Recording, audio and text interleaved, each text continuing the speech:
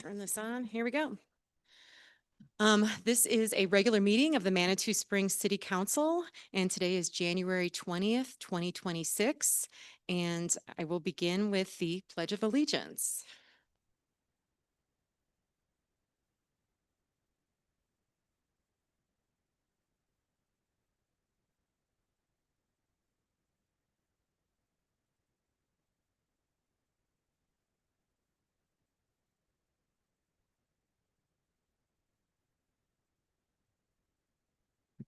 Okay, and then roll call. City Council members John Shada, Julie Wolf, Here. Nate Nassif, Present. Carrie Storm, Present. Gloria Latimer, present. Mayor Pro Tem Judith Chandler, Present. and Mayor Natalie Johnson. Here. Okay, and next approval of agenda. I think we've got quite an agenda tonight. Do we have a motion to approve the agenda? So moved. All right, and a second. Okay, second from Mayor Pro Tem Chandler, and a vote.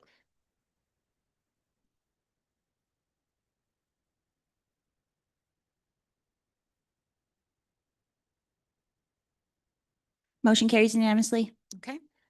And for the record, Jeff Parker just arrived. If that matters, right? Thank you. All right. Okay.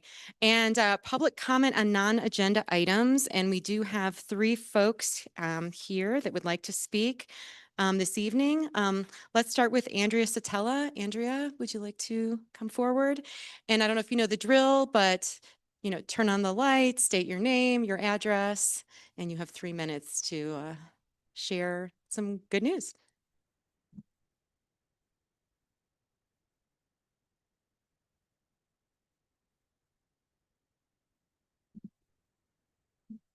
Hi, my name is Andrea Sutella, and I am a local resident here. I live at 216 Pilot Knob Avenue.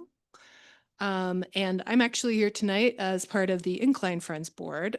We are a board that's a nonprofit that's dedicated to maintaining and sustaining the incline. And we're here to donate money to the Manitou Springs Fire Department tonight, just in gratitude for the services that they provide.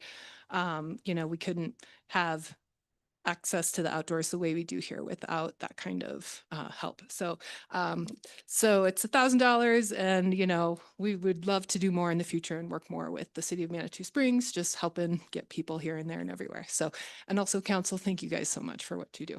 It's appreciated. Thank you. Yeah.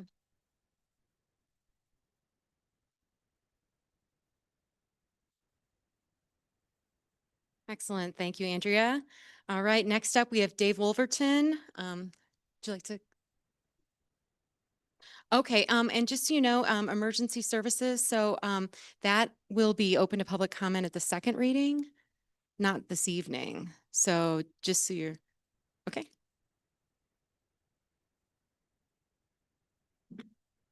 My name is Dave Wolverton. I live at 213 Pilot Knob.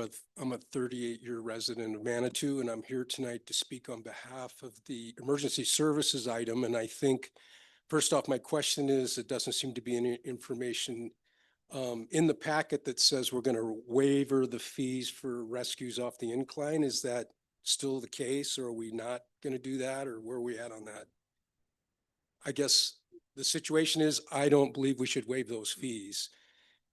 I did read a little bit about it in the Gazette about the chief's point about waiving the fees because Colorado Springs helps us out. And I thought about that for a bit. And I thought in this regard that I would share this with council, in that 5,000 citizens that live here, we use a lot of goods and services out of Colorado Springs. We use medical, hospitals, doctors, lawyers, dentists, big box stores, grocery stores. We contribute a lot to their tax base. And I don't think it's asking too much to have them reimburse us for emergency services on the incline. It's outside of our city limits. It costs a lot of money. There was a rescue there this afternoon, I think. It costs us a lot of money to do that, and a lot of assets and personnel are put towards that. And I just don't think it's something we should pay for. I'm not opposed to providing that service, but I think that the user should either have to pay for it or the city of Colorado Springs should have to pay for it. Thank you. All right, and then next up, we have Brenda Biondo. And again, state your name, state your address, and speak into the microphone. My name is Brenda Biondo, and I live at 517 Crystal Hills Boulevard. I've been a resident of Manitou for 20+ years. And I came tonight to give credit to and also thank Jillian Rossi from the Parks Department for her efforts to find an alternative to the rodent poison bait stations that the city has been using for the last few years. I used to be a writer writing about environmental issues for magazines and newspapers. And so when I noticed several months ago that these bait stations were around the city, and if you don't know what they are, they're those black boxes that are on the ground next to buildings that are used. They're filled with poison to control mice population. And since I used to write about environmental issues, I knew that these bait boxes were really, really bad news for wildlife, because despite what the pest control companies tell customers like the city and residents and businesses, yes, wildlife cannot access the bait directly, but what they don't tell customers is that any owl, hawk, fox, bobcat that eats one of the poison mice will also be poisoned. And because it takes 3 to 5 days for a mouse to die once it eats a poison, they're running around, they're sick. Predators can eat them. With every mouse an animal eats, the poison bioaccumulates in their tissues. It can cause internal bleeding, trouble flying, trouble breeding, hunting. It also makes them more susceptible to mange.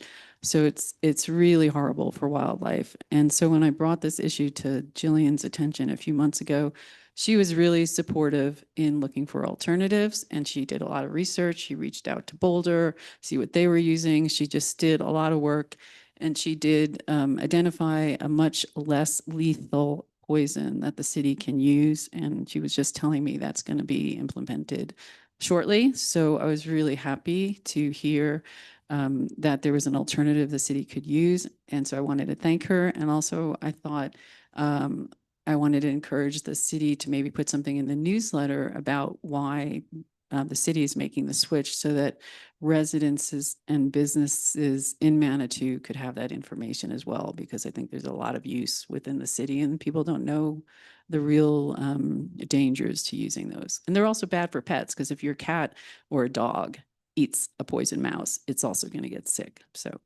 thank you. Right, and then I have one more speaker tonight, Corey Satella. And again, name, address, yada, yada. Good evening, Council. It's Corey Sutella at 216 Pilot Knob Avenue. Speaking tonight in my capacity representing Medicine Wheel Trail Advocates. First of all, on behalf of our board, I want to say welcome to the new council members and thank you to the returning council members. We appreciate your service to our community. And just wanted to reiterate that Medicine Wheel is excited to continue our partnership with Manitou. We had some really great trail work days on the Inniman Trail this past year, and we're excited to do more in the coming year. I think I can speak on behalf of the Pikes Peak Trail Cats. We're also excited about bringing some volunteer labor to bear to support our city. We've got a lot of passion for our trails here, and we're really excited to continue supporting it. So thank you for this partnership. Excellent, thank you. All right, is that everyone tonight? All set? Okay.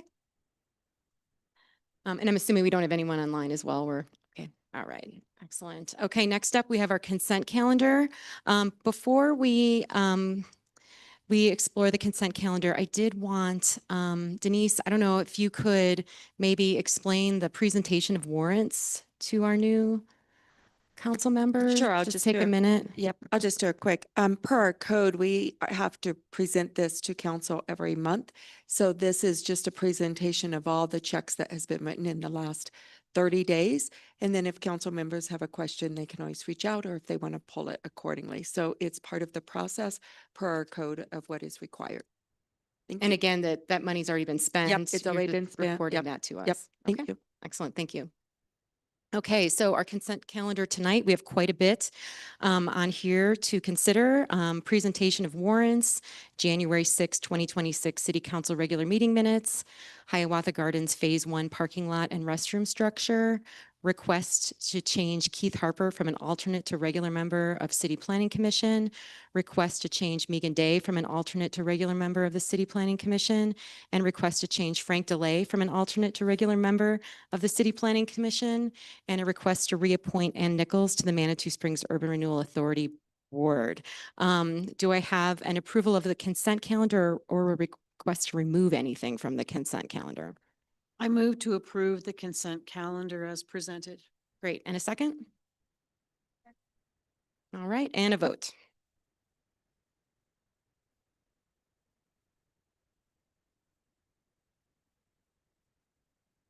Motion carries unanimously. Yes. Mayor Pro Tem would like to make a quick comment. I just wanted to comment that typically on the consent calendar, we normally put those individuals who are either renewing their board, committee, or commission status or upgrading. But I just want to thank you. We don't get an opportunity to always thank you. And I just want to thank you all for your phenomenal service and ongoing commitment to Manitou. Thank you. Thank you. And I think we can all agree, right? So thank you for making that point. Next up for business, first consider appointing Nancy Fortune to the Manitou Springs Urban Renewal Authority Board. Farley, I don't know if you want to come up and along with Nancy. Clearly Nancy is a glutton for punishment.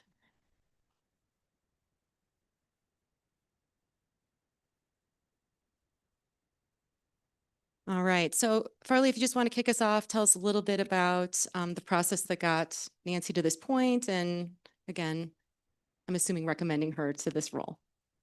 Certainly, Farley McDonough, 621 Columbia Road, 80904. Nancy's with me this evening. John Maynard is traveling and was unable to attend. I received a request to be appointed to the URA board. John Maynard, of course, served for several years on our board and was very valuable to us. He has a lot of skill and expertise around urban planning, and we missed him while he was gone. So he's a dedicated community member, dedicated to the revitalization of the East End, and we really appreciate what he can bring back to our board if he's chosen to come back.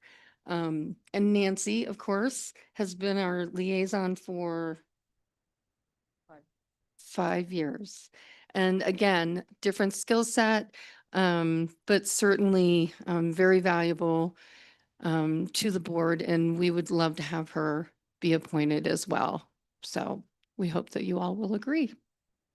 Excellent. And if you have any questions, of course. Right. So we'll start with Nancy. Do we have any questions for Nancy? Or Nancy, would you like to say, I guess, a few words since you came out here tonight? Just that I really appreciate Mayor Johnson putting me in for this. My application first went in a year ago, February, so it's been stagnant for almost a year. So I really appreciate the fact that you finally put it forward for consideration. Thank you. And I'm very excited about serving with the board. I've been very impressed with them over the years I've served with them and what all they've accomplished. Thank you. Okay. Any questions for Farley or Nancy regarding Nancy's appointment? All right. Do I have a motion to approve Nancy Fortune to the Manitou Springs Urban Renewal Authority Board? So moved. Great. And a second? Second. Great. And a vote.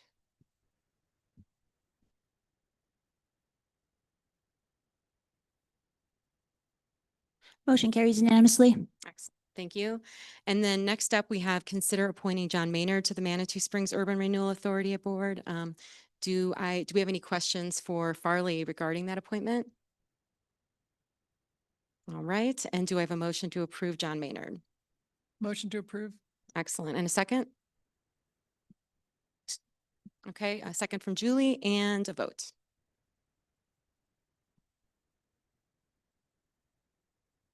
Motion carries unanimously. All right, excellent. Thank you so much. Thank you. Thank you very much. She's And now been saying- Nancy gets she's to been leave. saying that since she walked in the door. I guess that That's should all be in she the can minutes, back up. right? All right, next up, we have approval of the audited 2024 financials, and I feel like this is an exciting moment for for Becca. Yeah.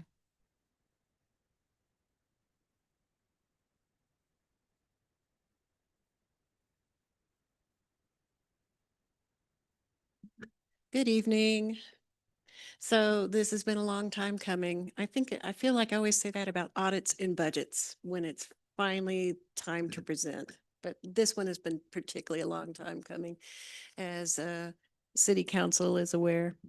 So we have with us tonight Emma, oh my goodness, I'm breaking out of Emma Maslow. I am so sorry, Emma. Emma Maslow, it was our audit lead and did the audit. It seemed like single-handedly on the auditor's side, and she represents Hinkle and Company PC. We've been using them for several years now. A question had come up about the long-term debt and why it was increased, as mentioned in the MD&A I wrote. And the reason why is because we had some Colorado Water Resources and Power Development Authority loans in 2024, the biggest of which was for the water treatment plant, which I don't know if everyone realizes is like 40 years old and had a lot of delayed maintenance and replacements of parts and pieces that needed to be done. So that loan has given that water treatment plant a new life, and it's very much appreciated. And there was some smaller loans and a lease purchase. That's what comprised the increases in the long-term debt. So now I'm going to hand over the actual presentation to Emma. Thank you. Good evening. Can everyone hear me? I'm assuming everyone can hear me. Yes. Thank you. So as Becca said, my name is Emma Maslow with Hinkle & Company CPAs, and we performed the December 31st, 2024 financial statement audit. We begin our audit by updating our understanding of the city's internal accounting controls. We look at the cash receipt cycle, the cash disbursement cycle, and the payroll cycle, each separately. What we're primarily concerned with is segregation of duties. An accounting transaction takes 3 steps: the initiation, the approval, and the recording of the transaction. We don't want one individual to complete all 3 steps. We also identify the control features of the internal accounting controls. These are the approval of an invoice prior to payment and the approval of the account coding prior to the recording of the transaction. We then select random samples of transactions to test whether the control features are operating as intended and can be relied upon. We do this for 2 reasons. The first is to determine if there are significant deficiencies or material weaknesses in the internal controls. A significant deficiency is defined as a design flaw in the system of internal accounting controls that would allow an error to go undetected in the ordinary course of business. A material weakness is a significant deficiency that could result in a material misstatement of the financial statements. Based on our analysis and our testing throughout our audit, we did not identify any significant deficiencies or material weaknesses in the internal control structure, and that is the best outcome of this testing. The second reason we perform the work on internal controls is to develop our assessment of audit risk and develop our tests over the financial statements. We primarily use substantive tests, which include the test of details and analytic review. Test of details is pretty much what it sounds like. We drill down into the account balances and compare the underlying transactions to supporting documentation, such as invoices, cash receipts, contracts, and agreements. The purpose of this is to determine if the accounting is in accordance with generally accepted accounting principles. We also use analytic review procedures. This is where we compare the current year revenue and expenses to the prior year and to the budgeted amounts. We also look at relationships between the balance sheet and the income statement. We are looking for relationships we either do not expect or cannot explain. If we find those, we do more tested details regarding those accounts. The end result of the audit work is our audit opinion. Your opinion is an unmodified opinion, and in layman terms, that's a clean opinion. It states that the financial statements have been prepared in accordance with generally accepted accounting principles. So an unmodified opinion is the best opinion you can get. We also perform a single audit if the city exceeds the threshold for federal expenditures, which for 2024 was $750,000. The city did exceed this threshold and had a single audit. We issued 2 opinions with respect to the single audit. The first is in reference to government auditing standards. This opinion is on whether internal controls exist to know what federal programs the city participates in and what compliance requirements are for those programs. There were no instances of non-compliance, and you do know what programs you participate in and the requirements, which means your opinion is unmodified. The second single audit opinion is on compliance with uniform guidance. This is where we select specific programs to test. The program that we tested this year was the Coronavirus State and Local Fiscal Recovery Funds. And we determined that the city complied with all the compliance requirements for that program, which also means the opinion is unmodified. So all in all, we had 3 opinions, 1 on the financial statements and 2 on the single audit, and all 3 were unmodified. So best possible outcome. At the conclusion of our audit, we will be issuing a required communication letter. We are required by standards to communicate in writing if certain events occur in the course of our audit. We have nothing negative to say in that letter.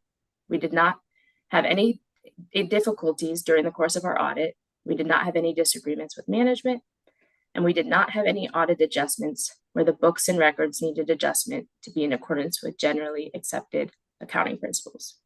We did, however, make a few closing entries that were developed with the help of management. One of the most important things I would like to communicate to the council is that we as the auditors felt as though we had open transparency. Everything we asked for was provided in a timely fashion, and we were not denied access to any documents or information. We felt as though we could ask for and receive any information we felt necessary in order to complete an independent audit. I would also like to thank Becca Davis and the entire accounting staff for the insistence. An audit is a lot of work in addition to the daily tasks of a finance department, and we ask a lot of questions and request a lot of documents, so thank you. If there are any questions, I would be happy to answer those. Excellent. All right. Thank you, Emma. Do we have any questions? Okay, Counselor Wolf? Thank you, Emma. There was one sentence you said that I couldn't quite make out, and it started near the end, and it started with, "We did, however." Can you repeat that sentence for us? It sounded like you have this written. Yes. So what I said is that we did not have any audit adjustments where the books and records needed adjustment to be in accordance with generally accepted accounting principles. And I said we did make a few closing entries that were developed with the help of management. So just a couple small things that we discovered, but none of them that we would have, that none of them were. So when you say you made a few closing entries, I don't know accounting lingo. Does that mean you just corrected a few mistakes? Is that? Yes, and that would be nothing that we considered material to the audit. Okay, and were you the same company that did the audit for us the last several years? Yes. And is it typical for you to charge us $19,500 a year? Is that customary based on what you've charged in the past? I do not have the fees for the prior years in front of me. But I believe that they've been pretty consistent the past few years. Thank you. Thank you. Anyone else? Okay. Excellent. All right. And with this, let's see, where are we? Approved financials. File. Okay. Let's see, do I have anyone, do I have anyone to make a motion to approve the audited 2024 financials? I'll move to approve the audited 2024 financials. Excellent. And a second? Second. All right, second by Gloria, by Counselor Latimer, and a vote.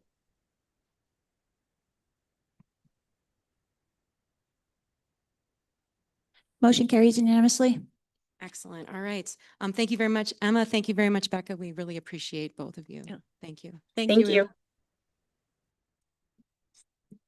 All right. You can get some sleep tonight, maybe? See? It sounds about right. All right. Next up, we have public engagement for 2026-2027 budget and approval of a COLA. Can I introduce this, Mayor? Yes, absolutely. Susan Watkins, do you mind joining, Becca? With this, I'm asking Susan Watkins, who has done this numerous times for over 30 years for public engagement and regarding budgets, to come up and talk a little bit about her process as Becca goes ahead and introduces it.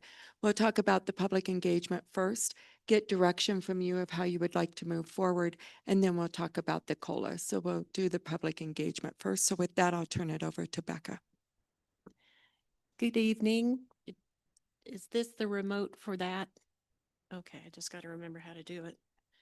Okay, so tonight we're presenting a brief overview of our financial outlook and plans for community engagement. Or does it go this way? Can I ask why these things are combined? They seem like two separate issues. I'm confused. I'm not used to seeing two things combined. Oh, that would be me because I said they were both budget related. You can easily address them Yeah. separately. I don't think that's going to be a problem. Oh, I've jumped ahead. There was a little delay. Okay. Now let's try that. Okay, so city council has been planning for today's reality for multiple years, setting aside a large fund balance so that we could ease into our new situation in a thoughtful manner. The current 2026 budget was approved by City Council, was presented in October and approved by City Council with the addition of a $690,000 set aside in an assigned fund balance within the general fund for fire mitigation. Now, fire personnel will be making a presentation on this, I believe, pretty soon. Now, while our fund balance is still healthy, continuing to spend it down is not a sustainable practice, and this needs to and will be addressed.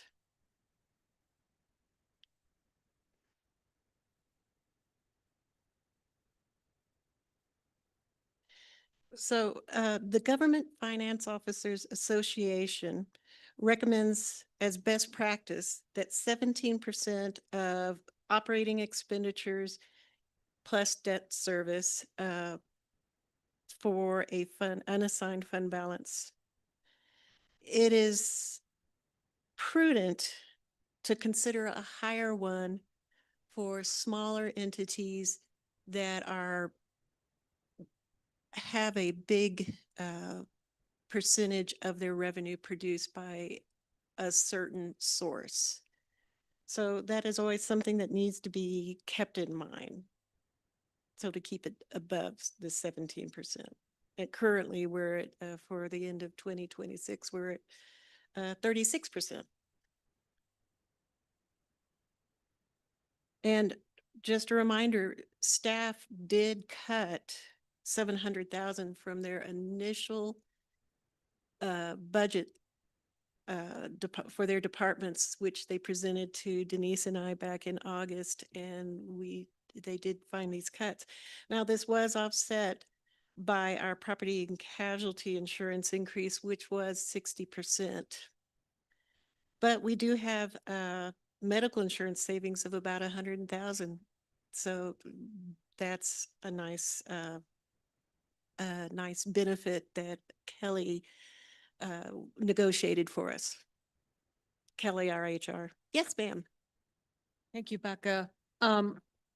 Under property and casualty insurance, I don't know what 60% means. Do you have an actual figure Right. about what that means citywide? So oh my goodness, this did not print. It increased from 2025, it was 484,205. And then it increased, I thought I'd printed off the latest numbers. 5 times 1.6. It increased to 726,728.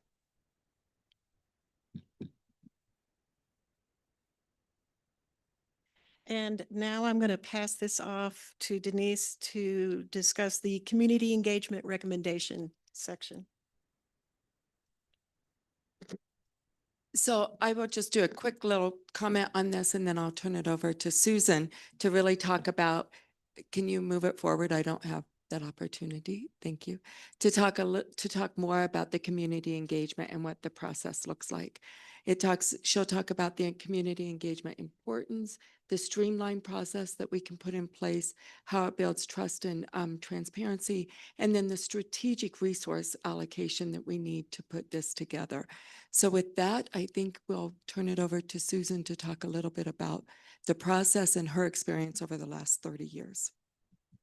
Thank you. Hi, Council. Congratulations to the new members. It's good to see you again. I just want to, Susan, can you just do your name and address? oh, for I'm us? sorry, Susan Watkins, 120 El Paso Boulevard, Manitou Springs. Susan, one thing I forgot to mention that you Yes. asked me to mention is Yes. Susan is not looking for a job. No. So she Susan's wanted me to retired. make sure that I mention that because she used to do this. She is not looking for a position. She's just giving us some input of how the process may work. Thanks, Denise.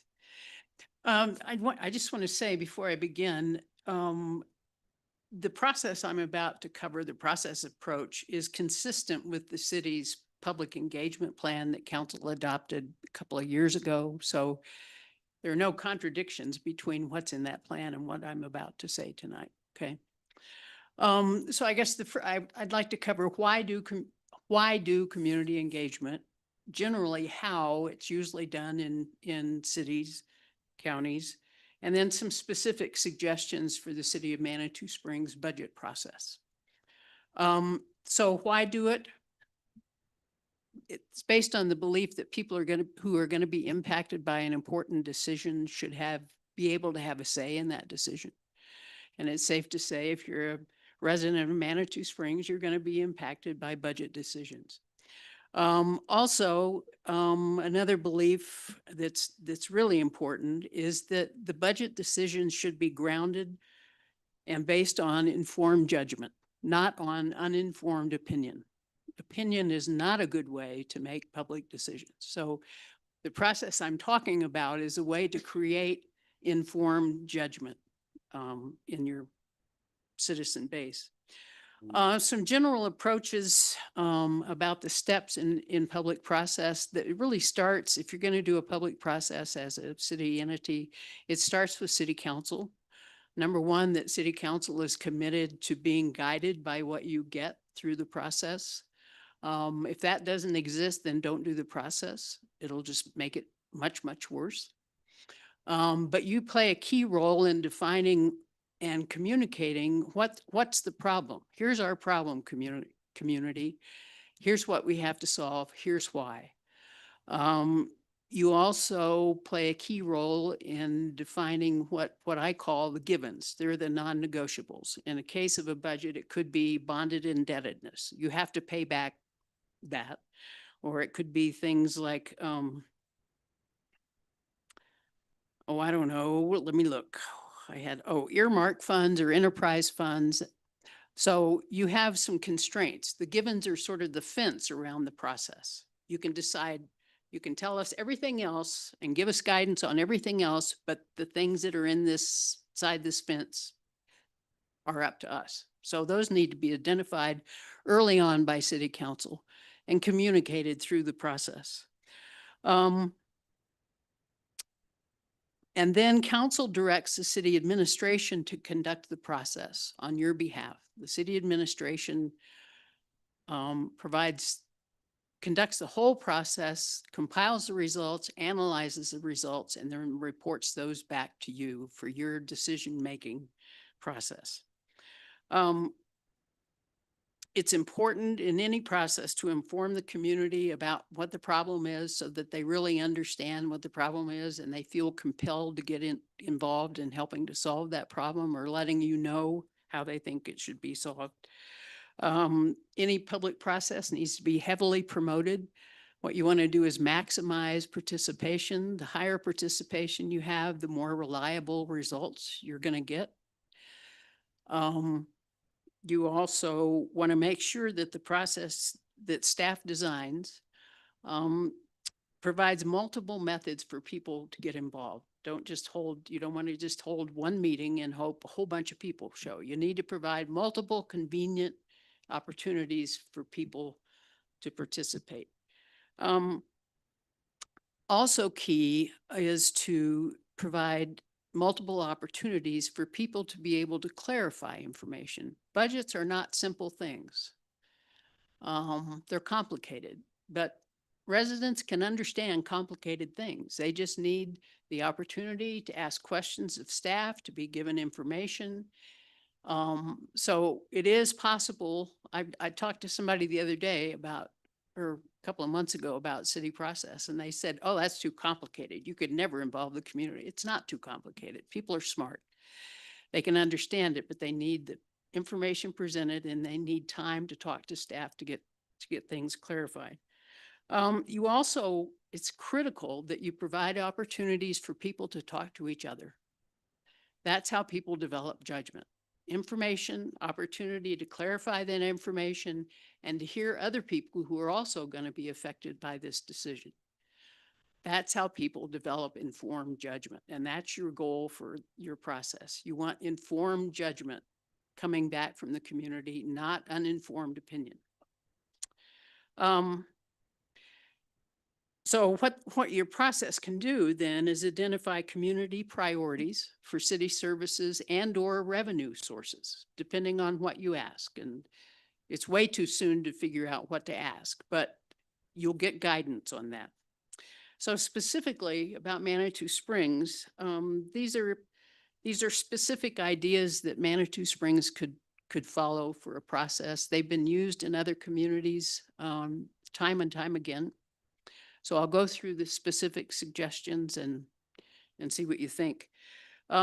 Good public process takes time, but it's time well spent. And I know you're under a crunch time-wise for the 2026 budget.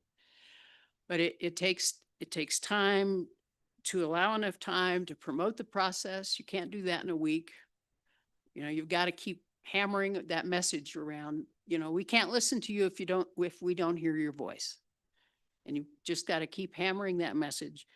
Staff's going to need time to prepare the information, and that's not an easy task. I mean, if we've been involved with city government, we sort of take it for granted. We understand how city budgets work, and every city has a different kind of budget operation. And it takes time to boil that down into a 20-minute presentation for people who probably don't know a lot about city budgets. So that takes time. It takes time to prepare for multiple opportunities. It takes time to run multiple opportunities, to run those meetings, to compile the results, to analyze the results. So, but it's possible to do in 2 or 3 months. So I'm not talking a 6-month process here. I think you could swing it in 2 or 3 months. I think the city staff could have recommendations to you by June if we follow this process. I don't want to speak for Denise, but I think I know a few years ago, more than a few years ago, I forget how long it's been since we retired, but we did a process, my business partner and I, Tweed Gazaya, did a process in Boulder. And Boulder's a much bigger city than this. We started in April and we gave the final report to council in July. So, and that involved about 1,000 people. So it is possible, but you gotta move it, but it needs time. So I'd like to review quickly some ideas for the budget process. And again, your process goal is to create informed judgment about the budget situation, what the problem is, what some solutions could be. And to do informed judgment, you need factual information for people, to people. You need the opportunity for people to be able to clarify that information, and you need people to hear from each other. That's how you're going to get informed judgment. I'd suggest public workshops are a great method. They've been used all over the country for budget discussions. I think it's important, as I've said multiple times, to have multiple opportunities for people to get engaged. So I'd suggest 4 community workshops. One of those directed just to the business community, because the business community has more specific concerns, ideas about budget, probably than the general population. But 4 public workshops, you might just want to block out a week and say, this is budget week. And you make them at convenient times. You do one on a Saturday morning, one on a Tuesday night, you know, just vary them so most people hopefully can attend. The workshop agenda would be, first you present information about the problem that you all are going to identify and the givens that council identifies so that people have the framework. Here's why we're here. And here's what we cannot decide. This is up to council, not us, but we can decide, or we can provide guidance on these other things. They can't decide, but they can provide guidance on the other things. And then Denise and her staff would present information about, here's how our city budget works. Here are the categories, here are the services that we provide. And then you give people working in small groups the opportunity to talk to each other. I think I've used this sample example before, but we were doing a process in Battle Creek, Michigan, some years back. And it was a big road project that went through town. It was one of the major thoroughfares. They were going to widen the road, and the road currently did not have sidewalks on either side. So part of the workshop discussion with the groups was talk about the value of sidewalks. What do you think about sidewalks? And one elderly woman like me said, well, gosh, we have an ordinance that you have to shovel your sidewalks within 24 hours. I can't shovel my side. I don't want to shovel a sidewalk. And she was sitting next to a young woman who had 2 little kids. And the young woman said, but I have little kids. I don't want them walking in the street to school. And they sort of looked at each other, and, you know, some lights went on, and you consider different perspectives when you hear things like that. They ended up working out a deal. The woman said, well, if you will agree to do sidewalks, how about my husband comes and shovels your sidewalk if it snows? She said, great. It's just an example of, you think everybody thinks like you do. You think everybody has the same perspective. They don't. And you need to hear those perspectives. That helps you develop judgment. So again, small groups give the opportunity for people to discuss. And then you give the small group a task. In one city, we said, okay, group, you have $100 to spend. That's your budget. And you have this list of city services, city service categories, really, because you're so many services, you can't list all of them. But, so you have $100. So you have to, as a group, decide how you're going to allocate the $100 to this list of city services. So that was the group exercise. You always give the groups some work to do that they have to compromise and agree on. And then you use that as guidance, and it usually provides very good guidance. You also want to ask individual responses so everybody can have a say. And, you know, there are various ways to do that. You can list all city services. You can say, you can ask people to rank what value, rank the value that this service has, that you believe this service has to the Manitou Springs community. That gives people an opportunity to prioritize their specific opinions. So workshops are one category, or one technique that is really effective when you're dealing with something as complicated as a city budget. It's also important to give everybody an opportunity to have a say. some people are going to choose not to go to a workshop or can't go to a workshop for some reason, but they ought to be able to weigh in on this too. So an online survey, a web-based survey, not a random sample telephone survey. Number one, that's very expensive. Number two, all you get out of that is opinions, as opposed to a process that develops judgment. But you ask in the individual survey, rank these services for value to the community, probably. One city we worked with asked these things on their online survey. What's the biggest issue facing the city in the next 5 years, do you think? What's your level of objection to reduction of these city services? So that you list the city service categories. So level of objection. And then list 2 city services that should not be cut, and list 2 city services that could be changed or eliminated. So I'm not advocating that you ask those specific questions, but you ask those types of questions so that you're trying to get a sense from as many people as possible as what's really important to people when it comes to the services we deliver. It's also a good idea, and lots of cities have done it, to survey your boards and commissions, because they're a well-informed group. And I would analyze those results separately because they have more information than other people. They also have, you know, if you're on a certain board, you're probably, and you're sort of working closely with that service area, you're probably going to rate that higher. So, but it's a good idea to survey boards and commissions. And then also finally, also always good to talk to employees, because employees will have good ideas about how could we work more efficiently? Where could we cut some costs? And I think Denise has probably already done that. And you've gotten some good ideas, and I think you'll get more, but it's really critical to involve employees in these discussions because boy, is there a potential to impact them directly. So that's important. So after all this is over, you take the results from all the methods, you compile all the results, you analyze them, and you look for areas of agreement on budget priorities. Where across methods did we see the same sort of answers? What did we hear in workshops? What did we hear on the survey? And look for those areas of agreement when it comes to priorities about either services or revenue sources, either one. So what you'll get from this process is reliable results, number one.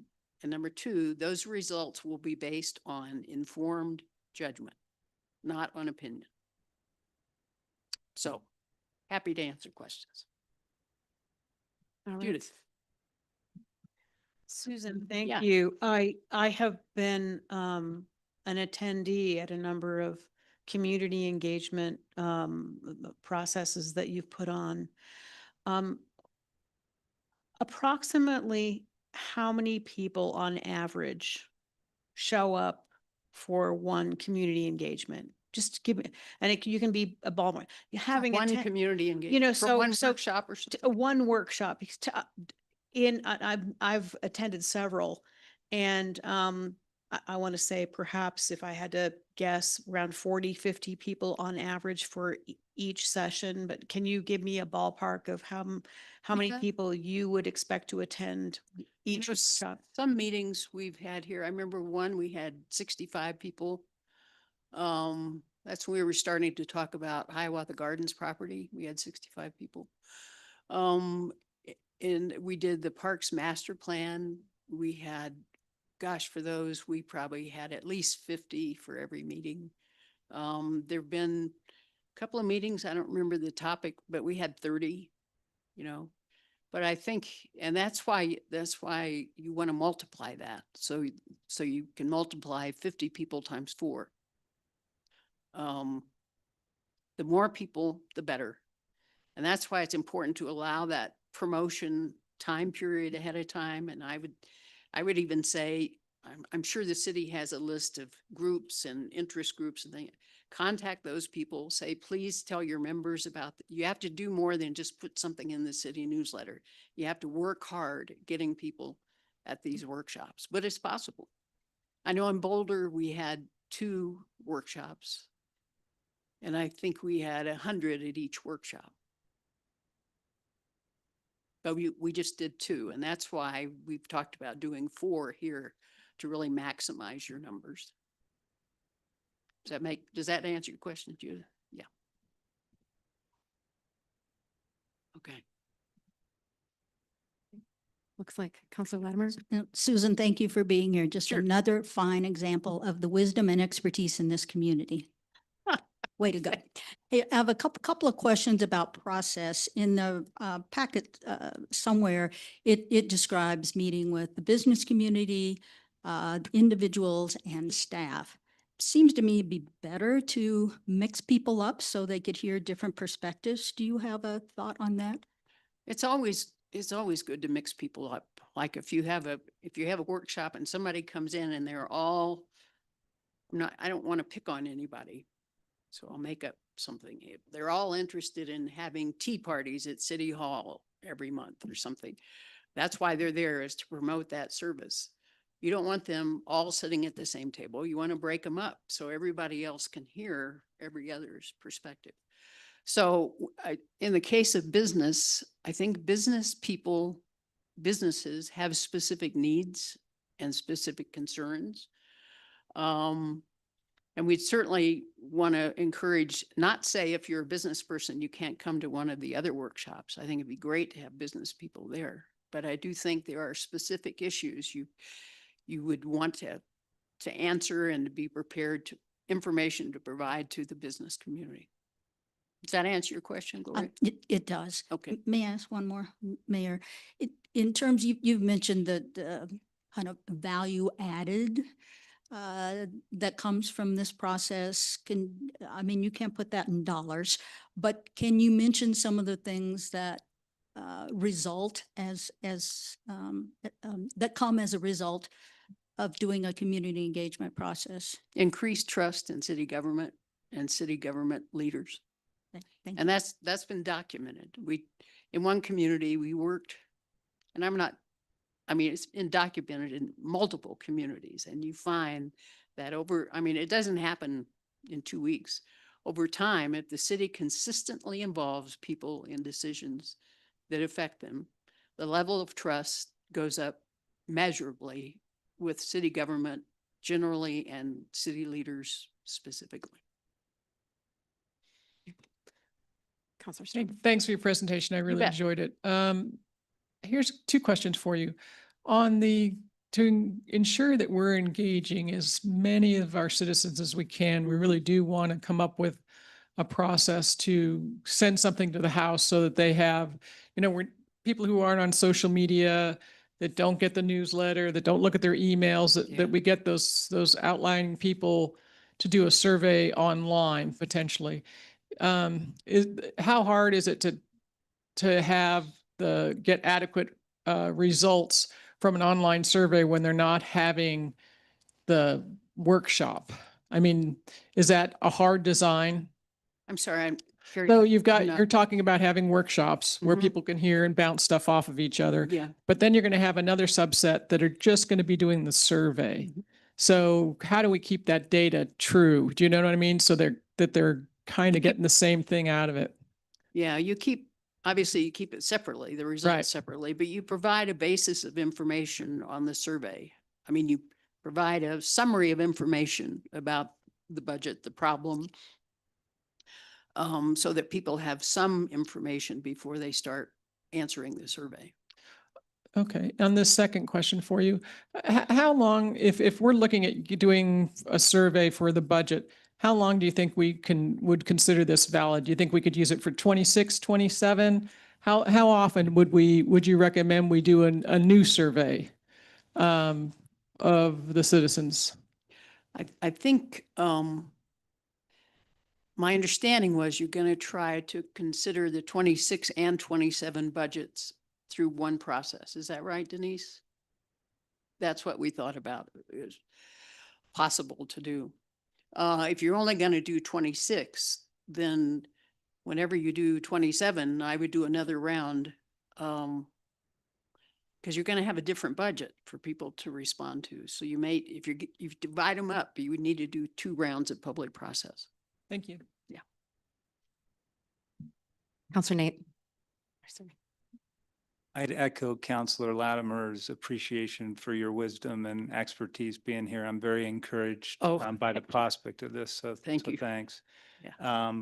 This is a question that may be useful, but I'm curious what the core motivation was with the Boulder municipality engaging you. What was sort of the root driver there? They had formed, prior to engaging us, a blue, they called it the Blue Ribbon Budget Committee, had been working, oh gosh, for almost a year, sort of on long-term budget projections, and how to plan. And they were, and I'm sorry, I can't remember all the specifics because it's been 10 years since we did that process, but they were facing a budget shortfall and they were going to have to restructure the budget. And they really needed community guidance about what the priorities should be. Does that help? Did you have a sense in that community at that time that there were trust issues? No, it didn't sense that. Boulder people are very engaged. And Boulder does a good job of engaging the community consistently in issues. So there's a pretty high level of trust between the community and city government in Boulder. Much appreciated. Thank you. Yeah, you bet. And Mayor Pro Tem, Mayor Pro Tem Chandler. I know it's a mouthful. Thank you. So council approved the 2026 budget, which can be amended at any time. And I am on record as voting against the 2026 budget on first reading due to my frustration about the process. I do not feel that council was adequately at the table and present during our Saturday meeting to really address how we would tackle our budget. And I also was very concerned about the very fragile fund balance. I'm on record as voting for it on second reading. Not that those issues weren't front of mind, but I wanted to go on record as being very much pro the $690,000 line item creation for fire mitigation as a starting point. And also I was very proactive regarding community engagement, which I'm very happy when I hear community engagement. My frustration here is that hindsight being 2020, I really would have hoped that this would have been a work session issue. And I'm not saying we should pull it and make it a work session issue. We're discussing it tonight. But in my perfect world, I wish we would have been able to bring this as a work session issue to council to say, council, what does community engagement look like to you? What do you want to see it look like? How do we capture the greatest number of data points? Because at the end of the day, here's what I want. I want the most data from the largest number of people in the shortest amount of time at the least cost, right? That's what I want. Sure. And I would have preferred more of a hybrid approach, and which is why I asked you about how many people you typically come in person to a community engagement meeting, because I've come to several.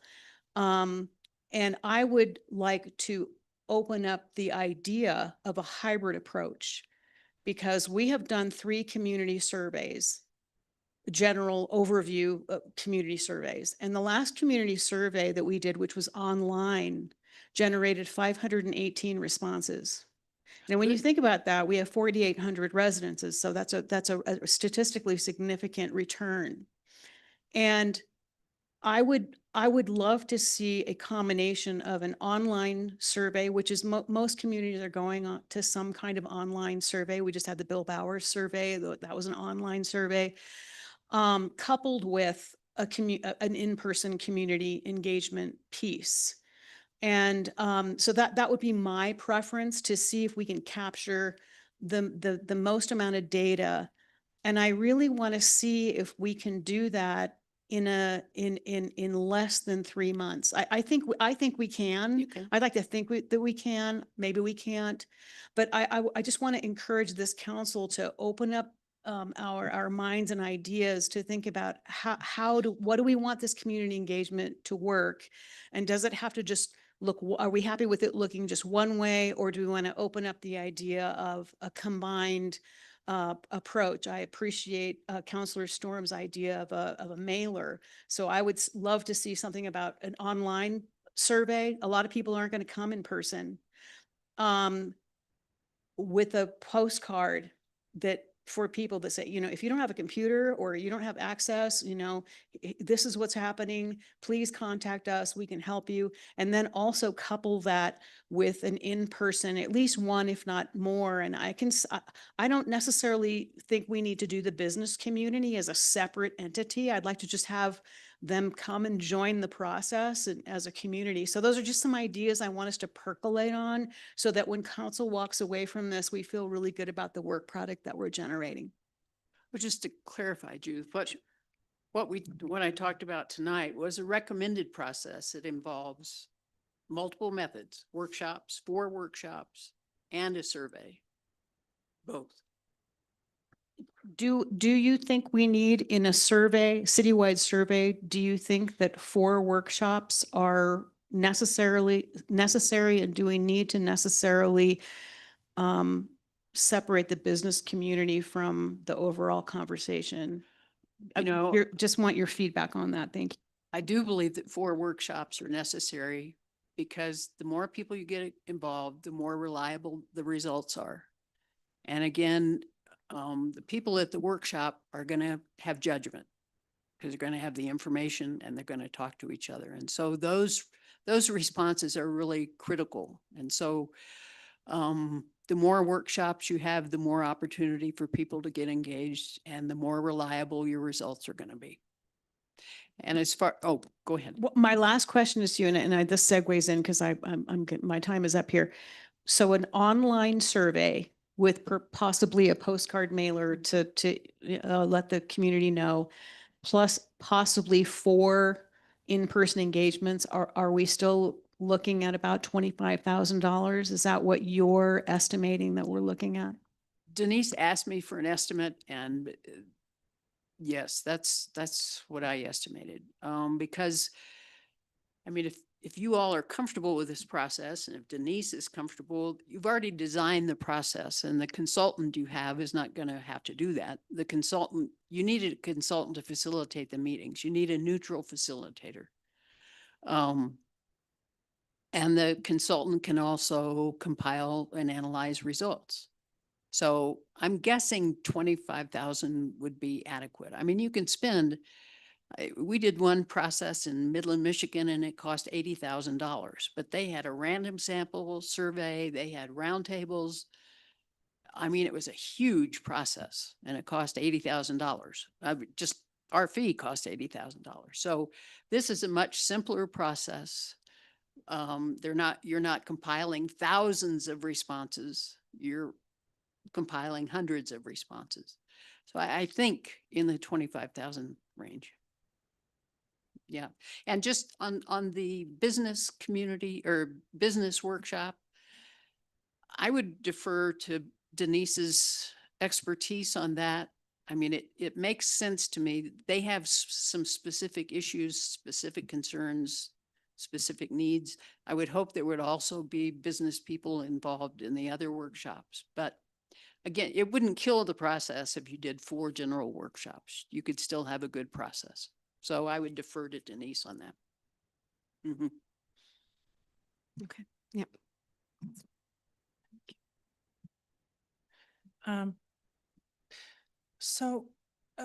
In terms of compiling results and are looking at percentages of people who prefer A over B, my experience here is that if I were to hypothetically go to all 4 meetings, my vote on what I prefer to be cut and not cut would be counted 4 times, even though I'm just one human. And then I could go online and do the survey and I'd be counted a 5th time. And so all of a sudden, my opinion shows up 5 times instead of I'm just one of the residents in this community. How do you get around that? With, assuming you're going to do the online thing and the in-person thing and multiple in-person things, is there a way around that? Not really. And Doesn't that make the data pretty unreliable? a very small amount of people would do what you just suggested. And if 5 people get to vote 5 times, it's not going to skew the whole process, the results. And if somebody were to attend all 4 workshops, the facilitator could say, gee, it's good to see you again, but since we got your response form from the workshop on Tuesday, you don't need Well, to that's turn one in unlikely when you've tonight. got 60 people in the room. I mean, really. What? That's unlikely when you have 60 people in the room or 40 people in the room. They're not going to necessarily recognize you. But anyway, I just want to say, and this isn't directed toward you personally, That's all right. but picking up on Judith's comment about the budget meeting we went to on Saturday where this was approved, the 2026 budget was approved on an interim basis. We were denied the opportunity to do a deep dive and to really look at what we would cut. We had a day of presentation from different departments talking about all the wonderful things they've done in the past and all the wonderful things they hope to do in the future. And we had very little time to discuss what, if anything, would be cut. And when Judith and I complained about that, and I think Counselor Shada, so 3 out of 7 of us, we were told, don't worry. We're going to review this and you'll have a chance, a lot of time, and we can do an all-day deep dive on a Saturday in early February so that we won't have more than maybe 6 to 8 weeks of the year budget being spent pursuant to this meeting that we had in 2025. So if we're now talking about pushing this out to June, I feel really ripped off. I wouldn't accept that whatsoever, because I think we're spending too much money and I want to stop the bleeding before June or July. I like Carrie's idea from last week about sending out a postcard to every resident, and we could add every business in town, since the idea of business input is a good one in my opinion, and let them know that there's going to be this online survey that's coming out. Have it come out in February for the month. If you want the beginning of the survey to have, and you were talking about what the problem is, what some solutions could be, and a list of city services that are currently being provided, that could be a preamble at the beginning of the survey so that we could convey that information to people in writing rather than in a meeting. My thought is, in the middle of winter, there aren't that many people who are going to hire a babysitter or come out in the freezing cold and have a meeting down here. There are some, but it's a very small percentage of our community. And the last time that we hired a consulting firm to do an excellent online survey for us, we got, as Judith mentioned, 518 or 520 responses. It was fabulous. That's a pretty big percentage considering we have fewer than 5,000 people who live here. So my position is, if it's going to take months and months and $20,000+, I don't want to have the in-person thing. I just want to have the postcard notifying people that you can have this online survey.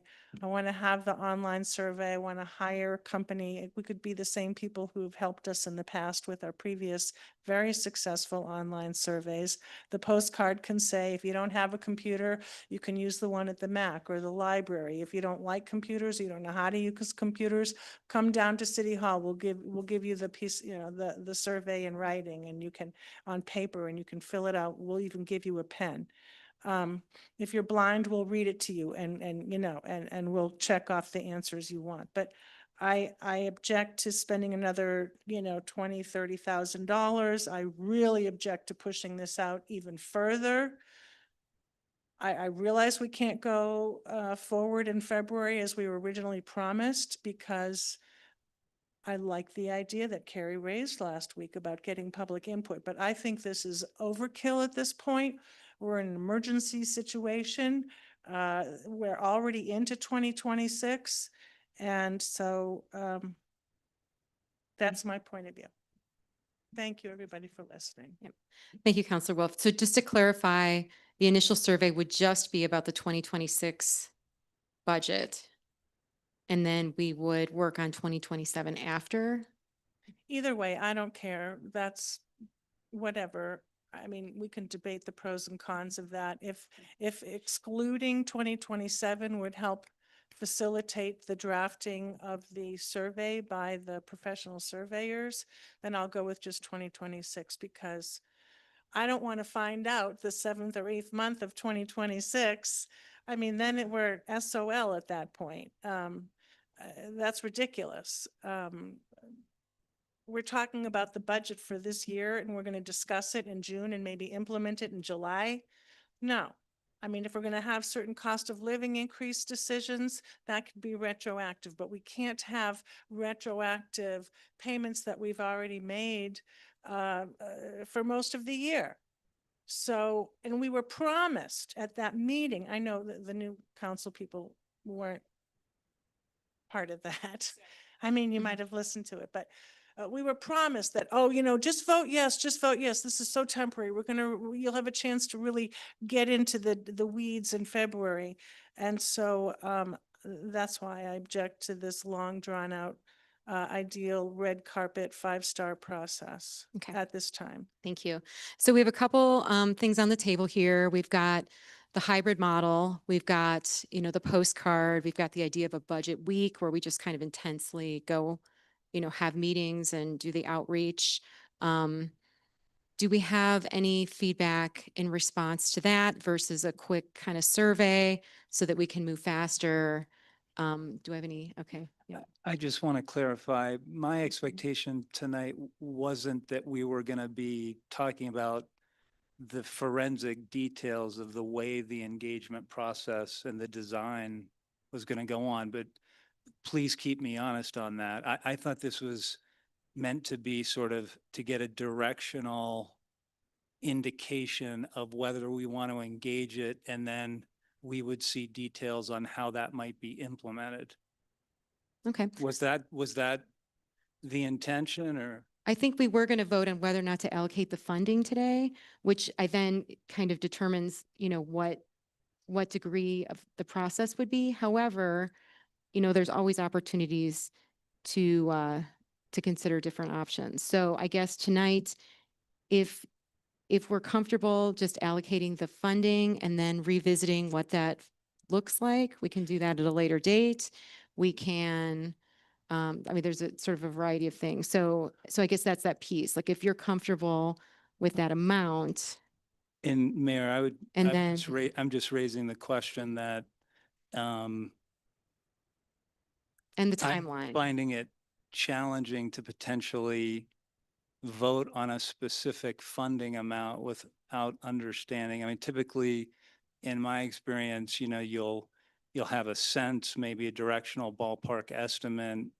You'll issue some RFPs, and then based on the scaling of the project, to Julie's point, it may reflect a hybrid approach. It may be larger in scale, and then that would determine the funding that we would then appropriate. So I'm just raising that for clarification. So in theory, tonight's vote could just be that we would like to engage in some sort of public engagement process, period. And then bring it to a work session or kind of create a series of questions that we'd like answered so that we can get to where we need to be. That would be my recommendation, Mayor. Okay. Mayor? Yes, certainly. Sorry. I Councilor don't know, Lattimore. my computer. It has occurred to me through all this interesting discussion that maybe we could reverse the process and have initially somebody spend some funds developing a good online survey for us. We do that, we get that information, we save the public input process for later in the year. I'm a true believer in value added, people talking to people, and you discern different things and have different opinions. And I'd like to get feedback from people sooner rather than later. So I'm proposing that we, let me think about this. Are you ready for a motion? I would. I think Okay, we don't, I don't know. I mean, you could make one, certainly. Okay. I don't, Well, I'll hold just the option of, let's go ahead with a survey for now, that perhaps we could have that information in 6, 8 weeks. And then we continue to talk about public input and what that looks like, because that is a complicated process. I think it's very important, but it's not a process I want to rush. certainly, I think Mayor Pro Tem had her hand up first, and then we'll go from there. Gloria, were you finished? I didn't want to cut you off. So I'm going to go full circle around to, I certainly feel the pain of Counselor Wolf. I was in those rooms when, this would have been my 6th budget season, and in budget season prior, and I have never been prouder than a council during a Saturday budget session where we've each come and we've come with our, hey, this is my pitch. And each of us gets our chance to communicate, and we create a spreadsheet from that. And at the end of the day, you win some and you lose some.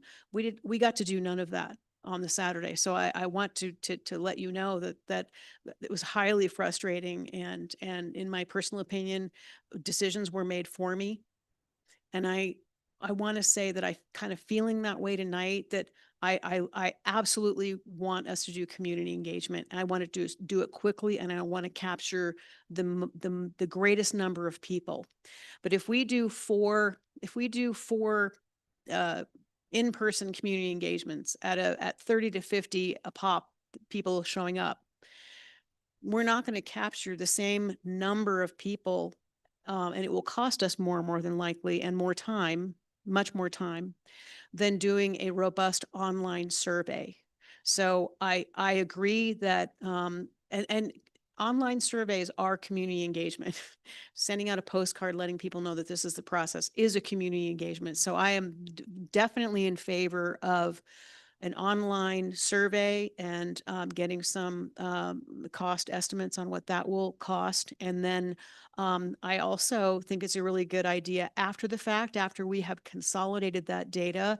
I have no problem with down the road having in-person community engagement, but I don't want it to stymie the timeline, because as Councilor Wolf so eloquently put, we don't have 3, 4, or 5 months to wait to see if, we win the lottery.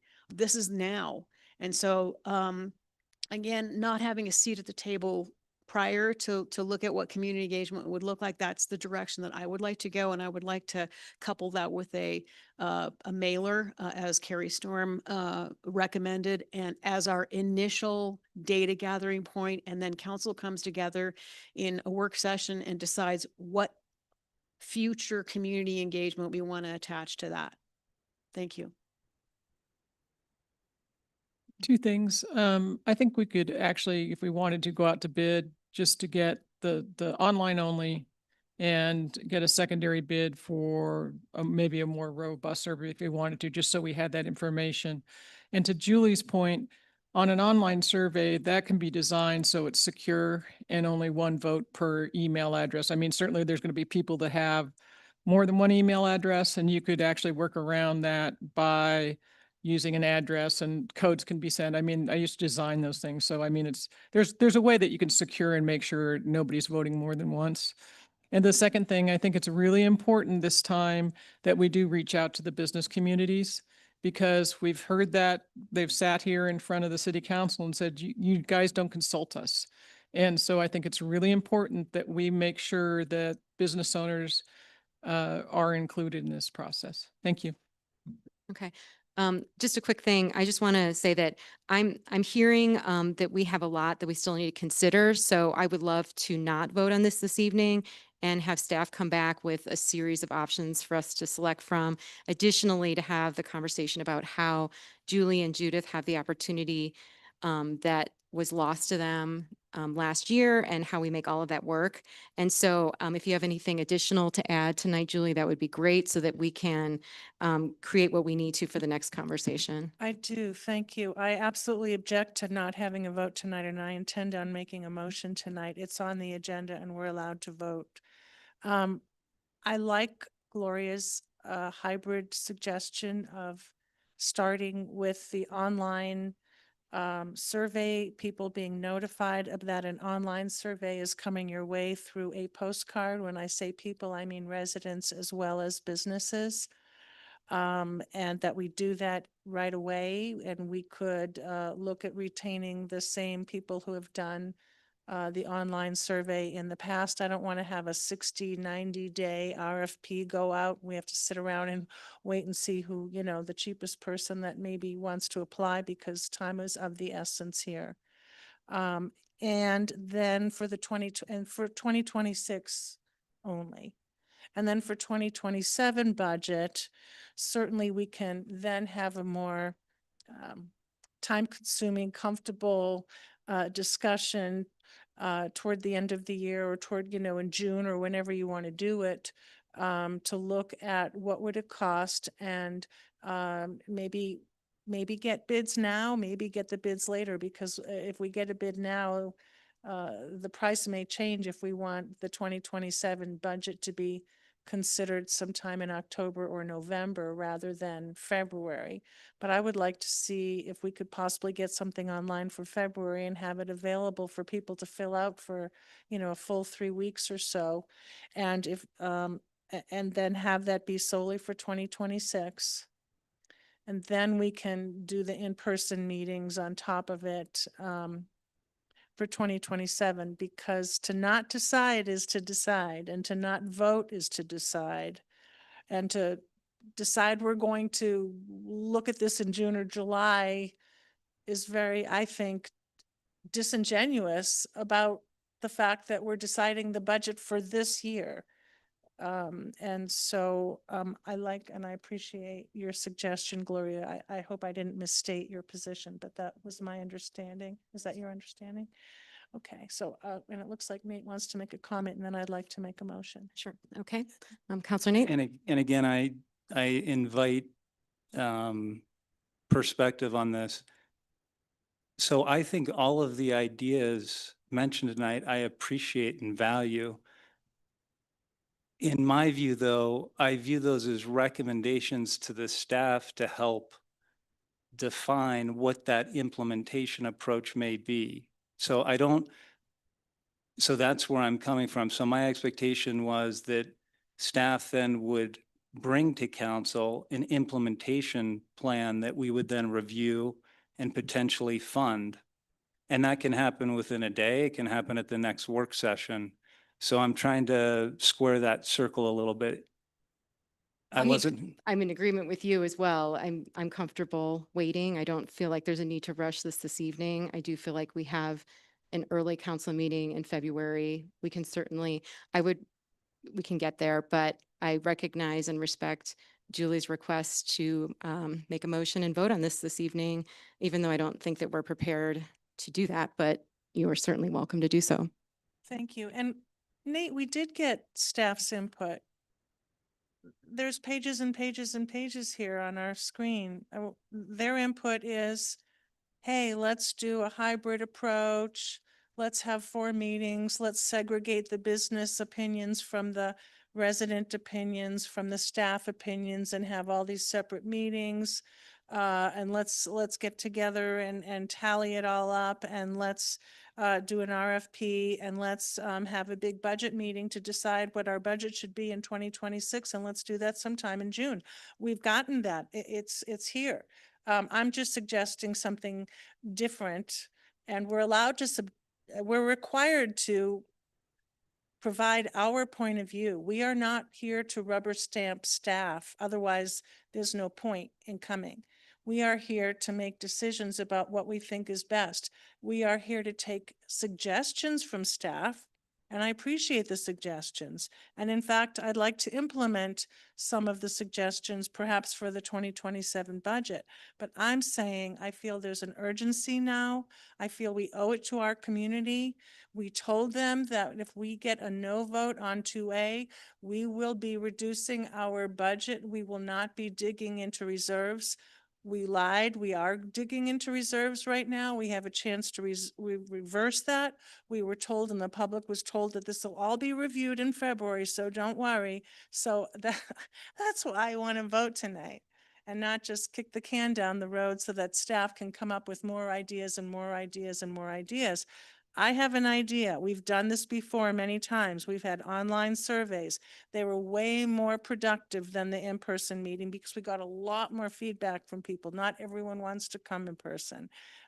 Small percentage of our residents and businesses have done that. So that's my. No, and I appreciate Yeah, it. do you want to Mayor, I was comment? just, no, I was just, no, and I appreciate that, Julie.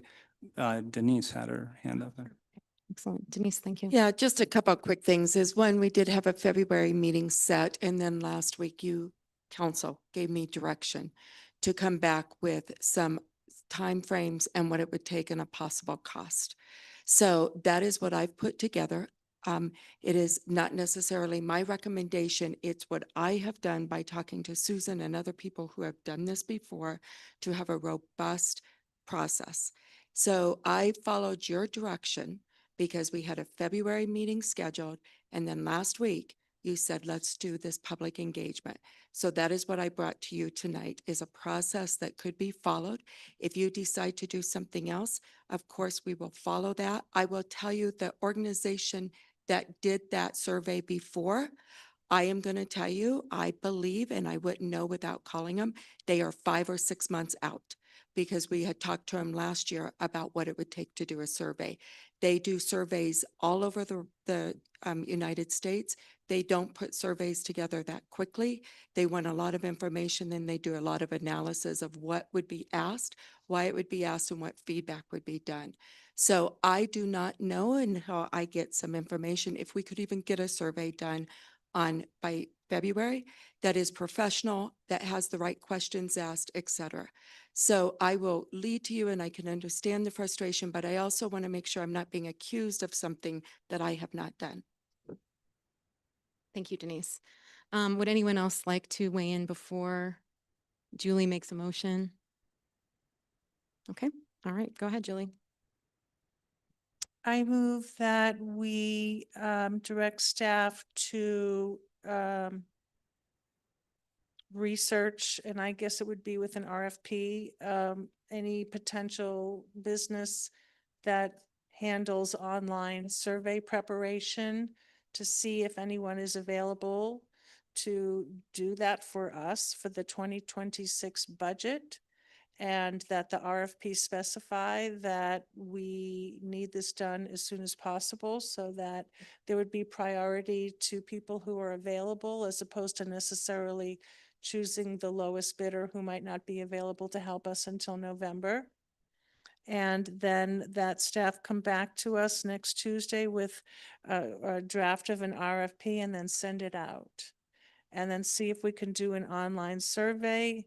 Then, once we get information on whether that's even feasible to be done this year, before the end of the year, at that point, we can get into the details about, I like Carrie's idea about sending a postcard to residents and businesses to alert them to please look for a survey. Online, it'll be on Facebook, and if you're not already hooked up with that, to let them know how to connect in with the city's website to take their survey. That's pretty wordy. So I just move that we direct staff to go ahead and do an RFP for an online survey for the 2026 budget, would be the short version of what I was trying to say. And just to clarify, our next meeting is Tuesday, February 3rd. All right, do I have a second?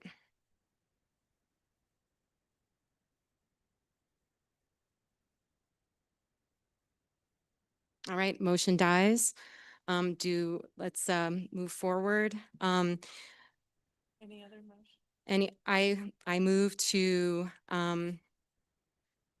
move our public engagement conversation to our next meeting on Tuesday, the 3rd, to make it an agenda item so that we can discuss everything that was discussed today, so that staff can put together something that is clear that we can articulate and move forward with in the future. I can Second that. Okay, got a second and a vote.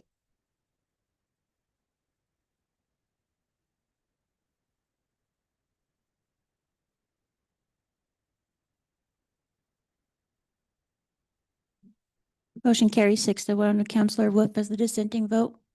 Thank you for hanging in there with me. I think we'll end up where we would all like to be. Our next part of the conversation is the COLA. Before, oh, yeah, actually, that's a really good idea. Let's take a quick break. Let's see, what is it, about 10 minutes, and we'll meet back here. Thank you. Hey, I'd just like everybody to know the great fruitcake toss is coming up. I happen to have some fruitcake here. And so if you'd like a little taste of some of the Lori, best There's fruitcake. plenty of fruitcake right here for you.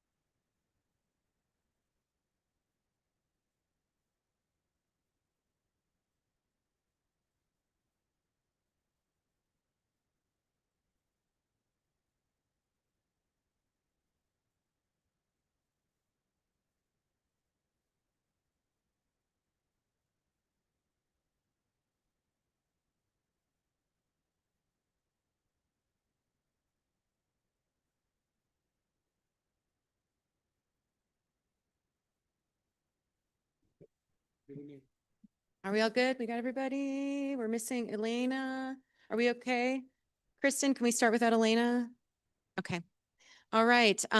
So this next item is the sort of the second half of our public engagement conversation, and this involves the approval of a COLA.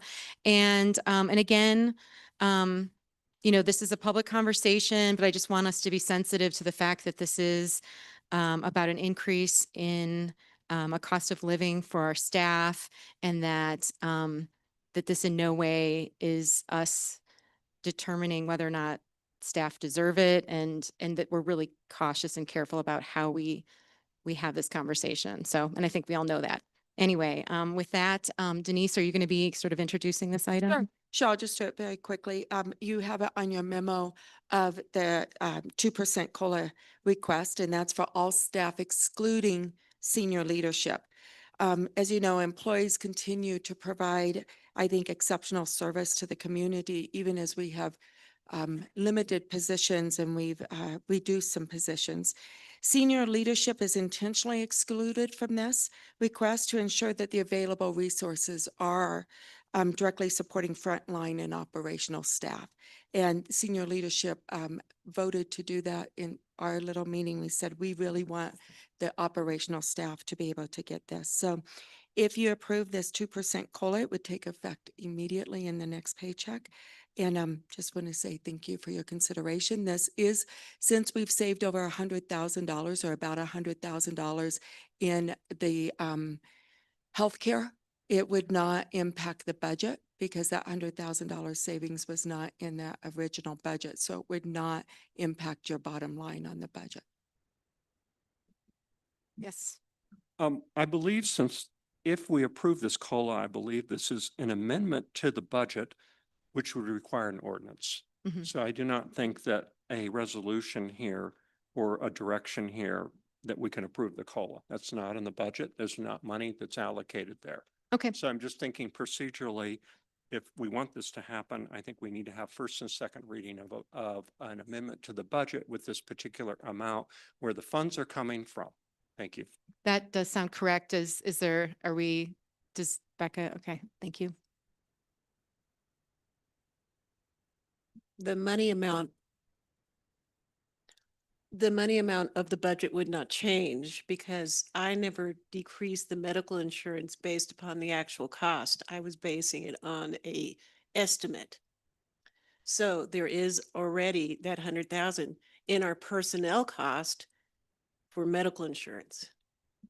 So just to clarify, we would not be reallocating those funds because they would be under the same line item or in the same section of the same- the budget. In the same section of the budget. The budget is appropriated not by account line, but by departments in the general fund and then by the funds total for the other funds. If we Okay. can look at the ordinance. Jeff, do you have any opinion on this? I want to make sure I understand. So I mean, I guess when you appropriate funds, you generally appropriate them by by a fund, right? Like, so it's not like you're appropriating every line item in your budget. But I guess, so that's something the appropriation's okay, but I guess the question is does the budget itself reflect? Does it have is 100,000 in the budget itself for an appropriate line item? Medical insurance is, the amount that I've got in there for medical insurance is about 100,000 over what the actual cost is going to be. It is over budgeted at this time. So it actually would include this amount if the city council approves it. So then the budget does have, but sounds like the budget covers it and the appropriation covers it. Right, it's a personnel cost that's not happening. Because otherwise, if it wasn't approved by the city council, then it sounds like you would be over budget at the end of the year, where you're still going to be within budget if you do. So, Exactly. okay. Thank you. Yeah. But Jeff, but would that not still require an ordinance because it was first identified as health insurance and now we're saying it's COLA, so we are changing the funding. So to me, that's a little too gray area for me. So I guess that's why I was getting a little confused by what the line item was. So it's health insurance as a line item in the budget, but it's no longer going to be health insurance. So yeah, so then you need a ordinance. Sorry, I wasn't following it. Okay, excellent. So tonight we can move But- forward with, Well, I want to make sure that I'm not misunderstanding what's happening here. That's why I'm getting. Okay. So it seems like. let's go through it again. All right. The yes. ordinance itself is not going to change. It'll be the same exact ordinance. Approving the budget, Right. but the budget that's approving, would the line item change or not change? That exhibit A, Yeah, that exhibit A will change. yeah. So that the exhibit A is part of the ordinance. So I mean, it's technically, it doesn't need to, it does, you need to, amending, the ordinance amending the budget to change that line item in exhibit A. So I mean, just because the ordinance itself is just like a one pager approving exhibit A, Mhm. the whole ordinance is considered to include exhibit A. So if we're going to change exhibit A, we got to change it via ordinance. Okay. yeah. So even though the numbers don't change. But if it's changing a line item in the budget, then it does need to be Okay. via Yeah, I ordinance. just thought that our budget was approved by fund totals. There's a statement somewhere that it says it's not by line item. But I'll look for that and find it, and then I'll send you an email. Okay. Okay, so for today, we're just looking for direction so that we can potentially vote on something at our next meeting on February 3rd. And then we will have an ordinance at that time. Okay, excellent. Thank you, Counselor Shada. All right, okay, yes. And I'm sorry, just because I need to be educated because I'm Mhm. new. Can you define who senior management is? I'd like to understand how far down senior management goes in that definition, please. Good question. Thank you. Yeah, it's all the department heads and then the commander at the police department and the captain at the fire department. Yes. Thank you. Are there merit increases? So did your senior leadership team receive any adjustment to their compensation? Senior leadership team has said that they would prefer not to get any compensation this year or maybe mid-year, depending what happens. They really want to get it to the staff that's in the operations. And then this is a technical clarification that maybe Jeff can provide guidance, but if the ordinance passes to amend the budget, would that COLA then be retroactive for the year, or that language be able to be reflected? Yeah, it would depend on what you want to do, so we could clarify it in the ordinance. But I think to your point, the request was for a COLA.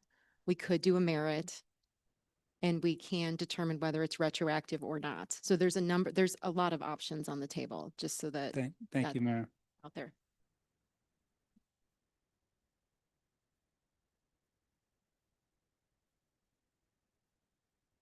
I think just if you could do a motion, which would be great, saying you'd like for me to move forward with an ordinance or a motion not to move forward. And then I have it on a directive.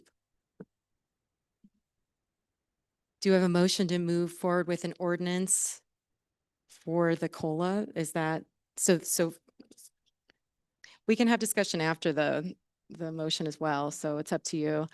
So I make a motion to move forward with an ordinance for a COLA increase for our meeting on Tuesday, February 3rd. Do I have a second? Second. Oh, sorry, at 2%. And you got a second from Counselor Latimer. So now discussion. So Counselor Wolf, would you like to weigh in on Yes, this? I would like to discuss, this is part of our budget for 2026. To Nate's point, we have the right to make it retroactive to January 1st. And I don't like pulling out one little thing from the budget. It reminds me of what Congress does is before they have their big budget meeting, there's some bill about, something unrelated to the budget. And then the last sentence says, oh, and we're going to allocate $10 million so that, Tennessee can have a new bridge built with federal funds. I think the budget should be discussed as a whole. And I would like this to be postponed to the date when we decide what the 2026 budget revisions, if any, I guess, to be fair, should be. I don't think it should be decided next week or tonight. I think it should be it's part of our budget. Thank you, Counselor Wolf. Yep, sorry, Pro Tem Chandler. Is it my turn? Thank you. Certainly I'm conflicted because of course, we want you to give you merit and COLA increases. We want that to happen. My concern is that, we seem to keep moving the goalpost of what a acceptable fund balance is. And I think as part of our budget discussion, we need to, as a council, decide what that looks like. And so I do agree with Counselor Wolf that this is one piece of a very large budget discussion that I hope and I think is going to happen sooner than later.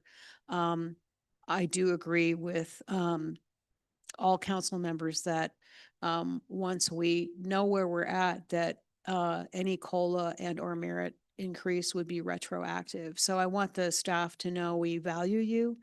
However, this is serious and we have a number of issues to discuss, and this is just one of them. So I do agree with Councilor Wolf that we need to I would like to table this until we have a budget retreat as this being part of the discussion of the broader budget issues that we have. Thank you.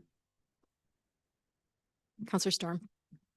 So I too am torn on this. I'm concerned because in a situation that our city is facing and the enormous amount of uncertainty that our employees are feeling, when we have really mission critical employees working in the water plant or hip deep in running water and ice out and trying to repair streets, that we really need to keep our employees happy, because the anxiety of the oncoming budget cuts are really going to be impacting people's decisions on whether they stay employed with us.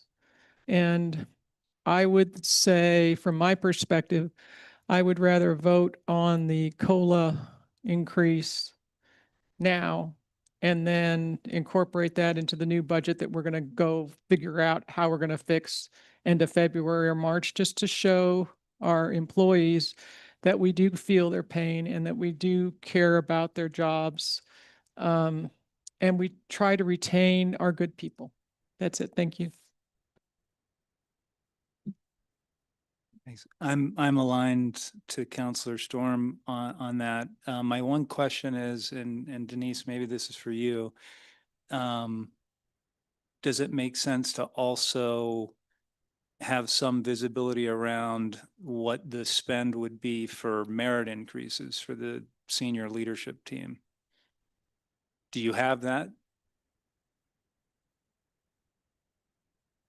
If we did a 2%, I think with leadership and everything, it's over 100,000. Okay. So it does add quite a bit. Okay. I would love to do that too, right? But I want to retain everybody, but the people out in the field are working long hours, fewer people, and they're the ones that senior leadership has said we really want to try to get them this funding if we can. Well, I think it is absolutely remarkable, your senior leadership team, to show that kind of commitment. So I want to share that with the group. Certainly. Counselor Wolf. I have one other comment is, I would like to have information on how much our employees are paid, because I understand we have quite a few part-timers. And if there's a 2% COLA approved, that might give them an extra 32 cents an hour or something quite negligible. Whereas it would have more of an impact for people who are earning 85, 95,000 a year. And so if we're looking at compensating staff and trying to keep people, I think it makes sense for us to have some information that we haven't been provided yet, such as what is the least amount, what are we paying hourly to some of these people? Are they if they have a kid, are they on food stamps because we're not paying them a living wage? Um, I want to know, is it maybe in addition or instead of, of approving the COLA for some of the higher paying not department heads? Does it make sense for us in addition or instead of giving them a COLA to look at increasing the hourly wage for some of the people who are earning the least amount? And I don't know if those are necessarily just the part-timers, or if those are the people who are in the least skilled jobs who are out there in the cold, cleaning out the clogged sewers or what, but I'd be interested in keeping those people too. And I would like to take a look at what they're being paid and whether maybe some of the others should get a 1% increase so that they could get a 3% increase, or just to take a look at those numbers. Thank you, Counselor Wolf. All good on this end? Okay. Yeah, because as you know, right, if you increase the lowest and then they're making the same, it gets really complicated really quickly. But I understand and support your comment. All right. At this point, do I have any additional comments before we vote, with the understanding that we can have this conversation again? Would you just repeat the motion, please? Sure. At this point, the motion was to have an ordinance approving a 2% COLA on our February 3rd, Tuesday, February 3rd, regular meeting agenda. Or,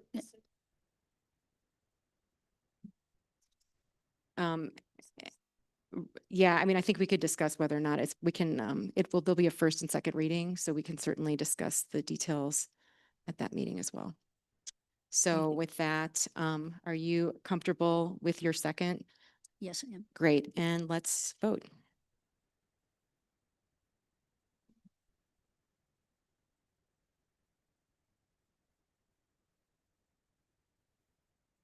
Motion carries 6-1. Counselor Wolf has the dissenting vote. Okay, thank you.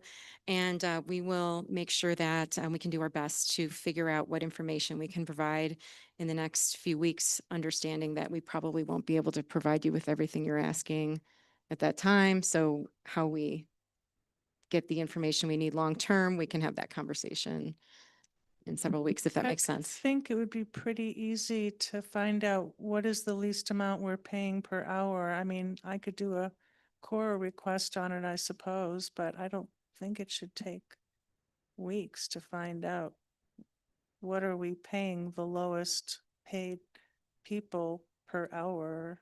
Okay. It doesn't sound too complex. Yeah, I think it's the next step that's complex, but you're right. Your initial Yeah, I question just is want the not basic complex. info. All right, thank you. All right, next up, we have first reading of ordinance number 0226, an ordinance of the City of Manitou Springs, Colorado, amending provisions in chapter 12.04 of the Manitou Springs Municipal Code to modify how encroachments into city right-of-way and other city-owned or controlled property are processed for review and approval. Okay. Brad, here you go. Thank you.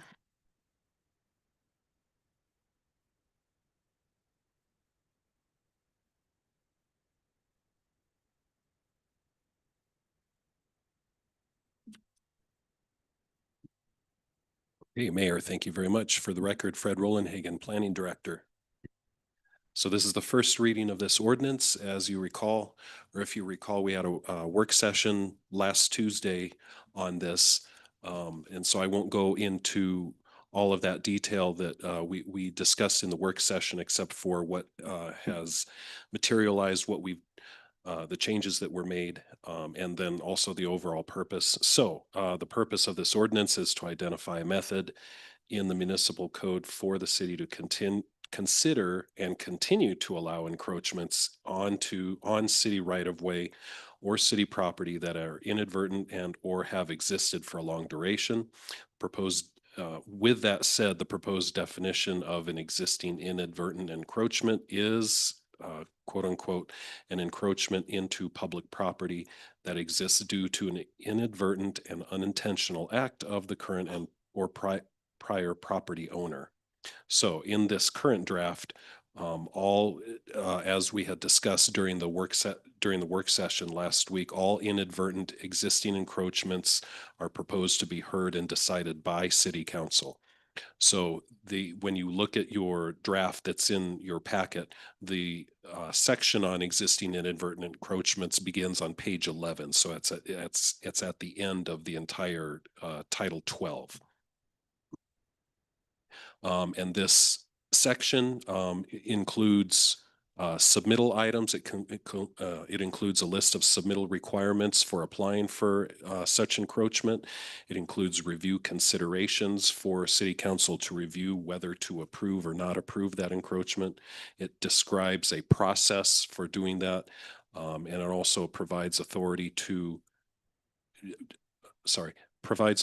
require compensation for three things. Number one, it gives us authority to charge an application fee, the ability to,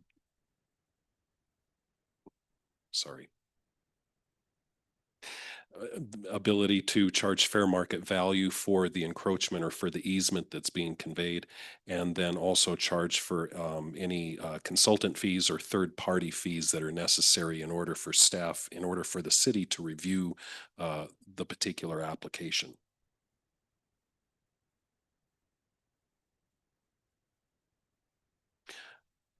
So those were the primary changes that were made. The primary change that was made to the language from what you saw last week was the requirement that all existing inadvertent encroachments would be heard by city council. And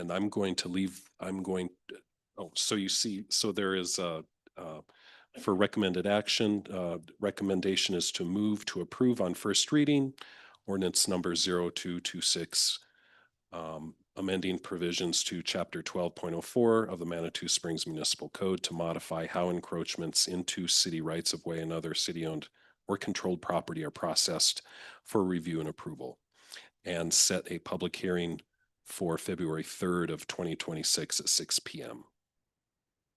Excellent, thank you. I did have one question that came up was, what does the appeal process look like based on this current ordinance that we're looking at? Currently, because there is not an appeal process because all of the encroachments are going to be heard and decided upon by city council. So city council has the final vote, and there's not an appeal process to appeal a city council decision. Okay, and we're not required to have an appeal process for something like this? I No, guess that's a joke. If for city council decisions, if someone wants to appeal it, it goes to district court. Okay. All right. Do I have any other questions? Just a point of information, Fred. In our packet, it says ordinance number 0126, and in your documents, it's 0226. Is it 0226? Just want to make sure the number is correct. Ooh, okay, excellent. I'm not sure. It's 0226. Okay. 226, thank you. Thank you. Thank Good you. call. That- Sorry, go ahead. Yeah, you've got the Then mic. I would move to approve on first reading ordinance number 0226. Okay, and then actually, can you read the entire, just can. because it sets the date as well for us?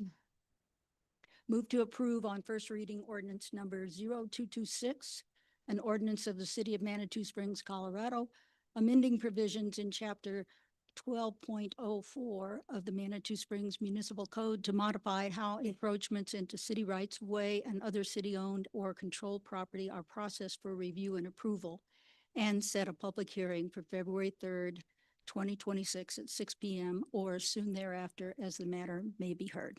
Excellent. In a second? Yeah, we'll do it right after. So just get the second. Okay. So Pro Tem Chandler made the second, and then Counselor Nate, if you'd like to. Just as we establish trust together as a group, I don't want to vote, and I want to just explain my rationale. I indicated this a little bit during the work session, but I appreciate and value the approach to bring it to city council, but I really believe encroachment should be managed at the administrative level. I loved Councilor Storm's idea of potentially there being an appeal process. I just don't see this. I just don't see it a fit with the city council. I'm totally comfortable with the easements because of the details that are involved there. So I just want the group to know where I stand on this. I view it as an administrative issue. Thanks.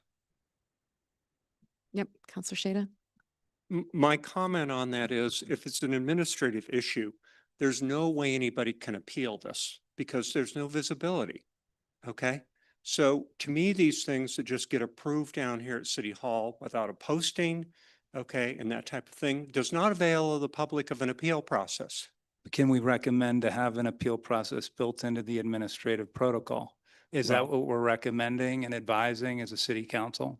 Well, that's not what we're talking about tonight.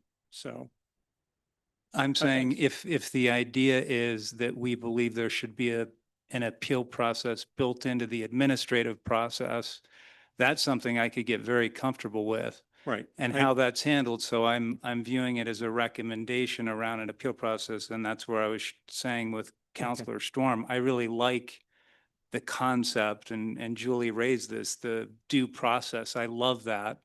The question is, where does that get implemented and handled?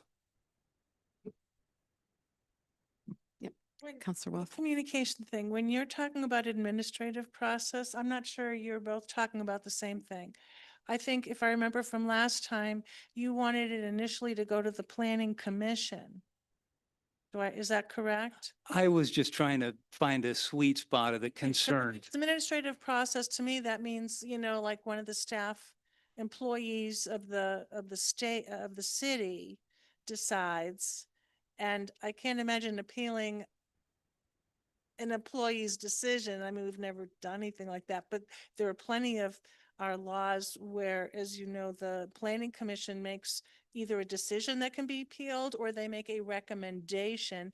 And then when Fred told us this really is outside of the jurisdiction of stuff that planning deals with, like their land use development, they don't get involved.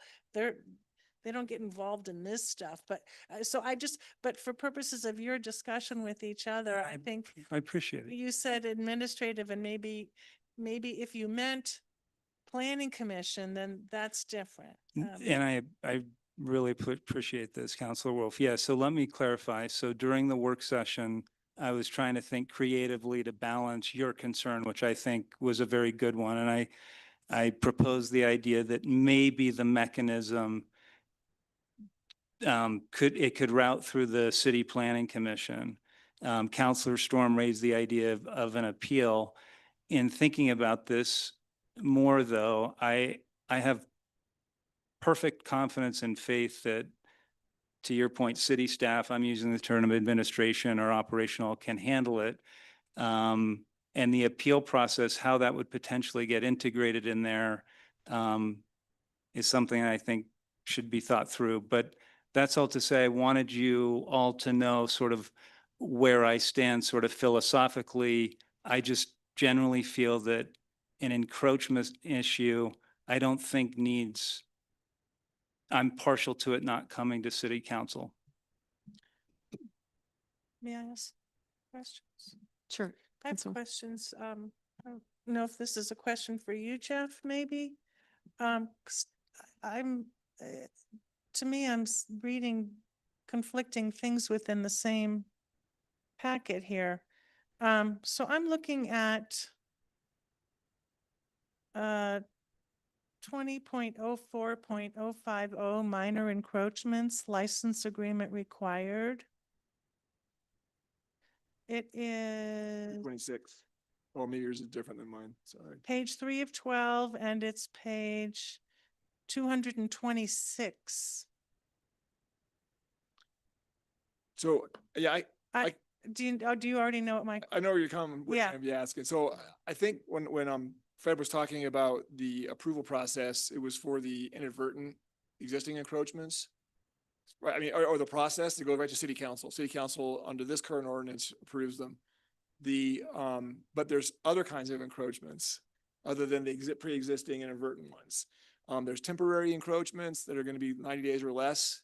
There's minor encroachments, which basically are defined to be encroachments that don't impede vehicular or pedestrian traffic or really interfere with any city uses of the property. Then there's major encroachments, which are basically anything but temporary or minor. And so there's a different approval process in the draft ordinance for those than there is for those long time existing inadvertent encroachments. So Okay, I appreciate that. When we were here at the work session last week, I know you weren't here, but it was my understanding that other than temporary encroachments, whether it's considered minor or major, whether there is a decision to grant a license agreement versus an easement agreement, that would come to council so that it would be, or the planning department, but that I thought it was, all of that was supposed to have transparency. And the way this is written, at least with respect, because there are some changes in here to, in blue and things being crossed out in red there on page 3 of 12 and page 226 of whatever the heck. That it says, and I'm just like thinking, how would this work? If I understand it correctly, that an application for a minor encroachment would be sent to the city administrator. The city administrator would farm it out to the appropriate department. And then if it gets approved by the department, then the city administrator decides if it's a license agreement or an easement agreement to be granted. So if it doesn't get approved, there's nothing you can do the way this is written. And I thought we're going to have it be public so that there would be consistency and transparency and an opportunity to do something about it if it doesn't get approved, such as asking city council. But as this is written, it seems to me that if we have a minor encroachment and the appropriate department doesn't approve it, that's the end of the story. Am I correct based on the way this is written? yeah, the way it's written right now, that's correct. Although I don't think it just, it didn't change anything from probably how it was before, just clarified who actually approves them, which I think has been what's been occurring up till today. So I don't think it actually, you're correct. Okay, But if yeah, it- the history isn't that important. I'm just trying to figure out what Yeah. it is here. Okay, Yep. and don't go away with me because then I've I'm not going anywhere. questions. Okay, so it says, so if the minor encroachment is approved by a department, so say you're lucky and the department says, yeah, then the city, if Denise decides, oh, we're going to give you a license agreement or we won't give you a license agreement, that would be completely up to Denise. It wouldn't be public. It wouldn't come to us or to anybody else. It would just be a decision made behind closed doors, basically. Yeah. Right? Okay. And then the only time that the city council would even find out about any of this is if the application is sent to the appropriate department and the department A approves it. And then Denise decides, oh, we're not going to give you a license agreement and we're not going to deny you a license agreement. You get to go see city council because I think you should get an easement agreement. Did That's I correct. read that correctly? That bothers me, you guys. That's the opposite of what we talked about last Tuesday. So, and just to clarify, you're not accusing our city administrator of not handling it properly. You're just saying you would like everything to be in the public record. Public, Yeah, I just want you to rephrase how you're saying it. That's how we said it last week. Yeah, I didn't. Thank I you. went through my whole litany, due process, public transparency. This way, certain residents who get denied might say, well, my neighbor didn't get denied, or that guy down the street who had some kind of a minor encroachment, and how come he didn't get denied and I did? Well, we'll never find out because there's no record, there's nothing public, it's all private. People in a small city tend to get worried about favoritism and stuff. And I just thought In a way, you're protecting staff by bringing it to Well, council. that's a nice way to put it. Thank you. Thank you. Yeah. Yeah, so we're protecting, I want to protect the staff from being, and I want to protect the community from feeling, I don't, uncomfortable that, they don't know what's going on and they don't know if theirs is going to be approved or not approved, or how come you charged $1 a square foot to this other guy and you're charging us $100 a square foot? All of that's going to be secret. It won't be discoverable. There's no investigation that a resident or a business person or an investor could do if they want to purchase land here and they find out there's this encroachment. This happens, according to the memo, once or twice a year. It's not like we're going to be overly burdened. But one of the things that we keep seeing on Facebook and when you walk down the street and people complain about the city, lack of transparency is like one of the, other than traffic. Lack Well, of I think, so I think you've transparency made is your the- point just for the, but, Criticize but you staff for have- making unfair decisions. I just think that okay, so to be more specific. right, so you have a recommendation. 12.050 should be modified, and I thought we had asked this last week, but I'll try it again, to state that those decisions on approving an encroachment via license agreement or easement or denying it will be up to the city council. The staff can do like they do with everything else with us. They write a report, they make they set out the facts, they make a recommendation, we deliberate, we vote. I think that should be in 12.04050 for the minor encroachment. Okay, so that's your recommendation to an amendment to the motion. Sure, I guess you could call it a friendly amendment. It's a big amendment. Okay, well, Mayor Pro Tem Chandler has a, But we don't have a motion on the floor, right? Yes, We do. Okay. I know she did that quick. Motion in a second. We're used to deliberating for half an hour and then And the and I motions think come, you but now. noted that I was a second, but I did not second it, so I don't know. Yeah, so. okay, so, So I'm just saying I'd like to Elena, see. can you check? Who do we have for the second? Do you know offhand? I wrote down Counselor Chandler because you notated that. I Okay. did not second the motion. So who did the first motion? I saw that. Oh, Gloria, is that a friendly So amendment? I'll put the that you second could on the live with? table just so we can move forward with the conversation Just a and, point of parliamentary, isn't it typical to do the motion, the second, and then have discussion? you can Okay. do it however you'd like and we're, Mayor did it the opposite. yeah, so, but, So we're. There's a new. but there's a, mayor. it's There's true. one- So anyway, So do I understand that the verbiage would be whether to require a license agreement or an easement, and the form of those documents shall be at the sole discretion of the city with review by the city council? Is that what you're wanting? Oh, more than that. I mean, it goes on and on. with and so the- hang on a second, because, Second. I did a second, and so, so Mayor Pro Tem Chandler has a comment to make additional.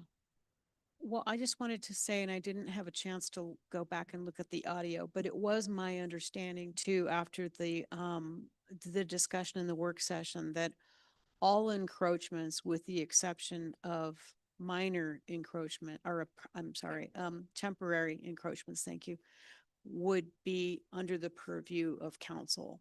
That was my understanding in the interest of transparency. So I had the same confusion in trying to knit together the ordinance as written and the blue and red lined version of the presentation in the code. So that was my takeaway. So I just wanted to say I was equally confused as well.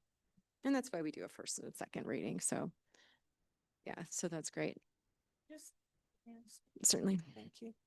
I just think there's more than one paragraph that would have to be modified in order to bring this consistent with what we asked for last Tuesday, or to be consistent with what I'm asking for again tonight. There are a number of places where, like it says, oh God. So we could, so It says that that the city will have a department decide if it's gonna, let's see, forward copies of the applications to the appropriate department for review and comment, that's fine.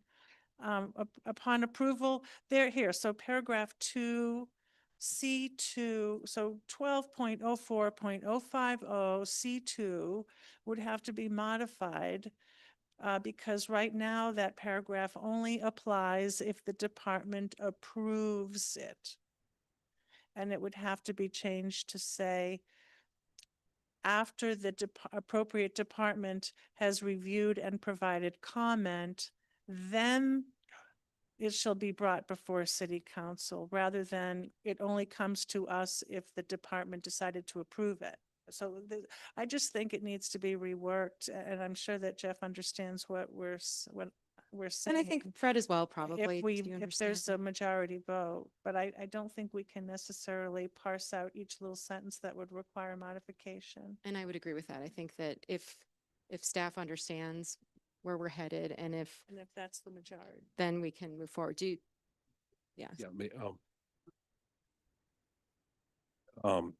Yeah, thank you very much for the clarification. My understanding was we were focusing mainly on the existing inadvertent encroachment section, and that was going to go to city council. My understanding was that we were not going to take these other encroachments to city council, mainly because there are many other encroachments that staff approve on a regular basis that would increase the workload.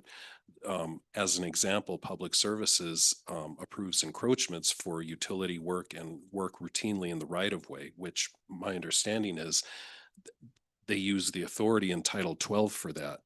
And so if all of a sudden we're taking all of these encroachment requests to city council, that means we're taking all of those items. I was just trying to focus on just the existing inadvertent encroachments and get that in Title 12 and make sure that those are heard by city council. And why is there modified language under the 1204.050? Yeah, I can explain that because it wasn't clear who finally approved them, and I wanted to make sure it was clear. And so, with an easement, it's permanent usually. It can be revocable, but easement's usually a permanent type of approval. So that's why I thought it made sense to go to city council. Like a license, typically revocable license agreement is the kind of thing that the city could always change its mind on. And that's why I felt like it was pretty minor. It made sense to go to the city administrator. And I had a conversation with Fred, and I thought, if we're going to be doing this inadvertent encroachment provision, let's make sure we're clear about who's approving the other ones, because it's not specified in there.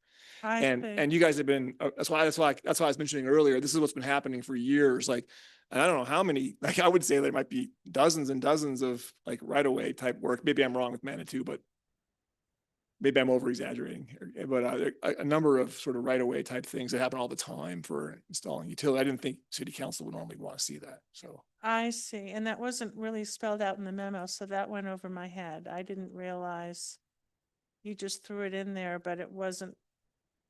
It was only with respect to non-inadvertent.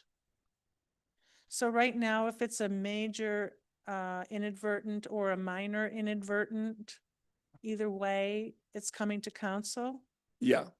I mean, so an inadvertent existing encroachment wouldn't even fall within the minor or major category. It's kind of a separate category. It's one of those pre-existing. It's already there. Like these other ones would be the kind of thing you would come and ask permission for before you actually encroach. Temporary, minor, major, that's the kind of application you get before you violate this city code. The pre-existing ones are all covered by the new provision that goes to city council. And is that consistent? I know that really wasn't part of our discussion at the work session last week, but is that consistent with how municipalities usually work it? Is that if your non-inadvertent encroachment is denied by someone who works at the city, then that's just the end of it? You don't have any opportunity for review? No, I mean, it probably varies a fair amount. I think the city even used to have just a general catch-all provision that would allow for a review of administrative decisions. I don't know what happened to that. I don't think that's there anymore. But there may be some of my clients just have like just a general provision, anybody aggrieved by a decision of a administrative decision goes to city council, just generally. So to Nate's point earlier, then we could, if it wouldn't be outrageous, we could add a sentence on the non-inadvertent encroachments that says that if an applicant is denied, they have an opportunity to appeal that administrative decision to some other body, whether it's planning commission or council. I would personally like to see that in there, just out of fairness.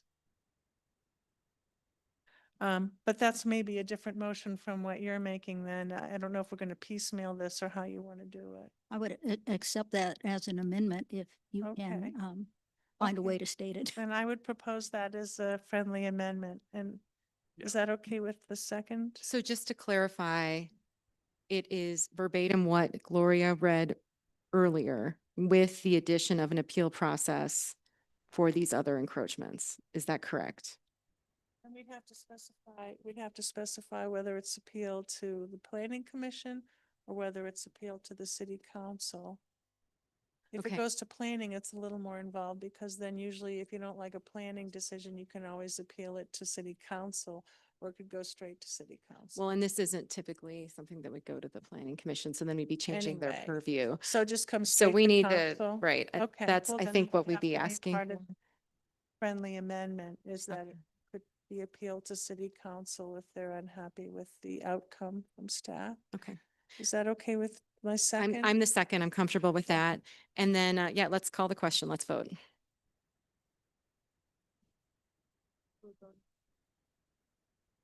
The, correct.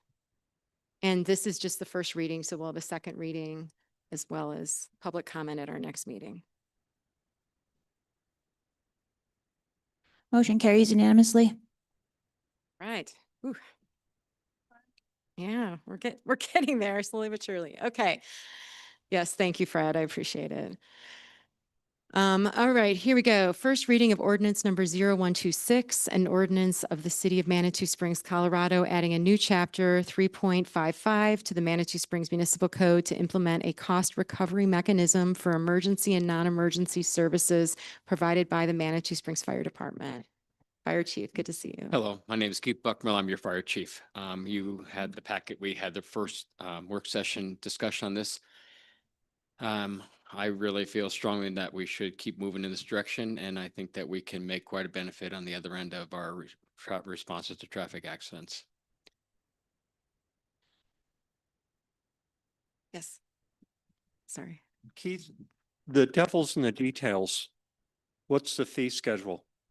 I don't have a problem with the policy. It's just that when I was looking at it, I didn't see what we were charging for. I think it was on page 17 was the fee schedule.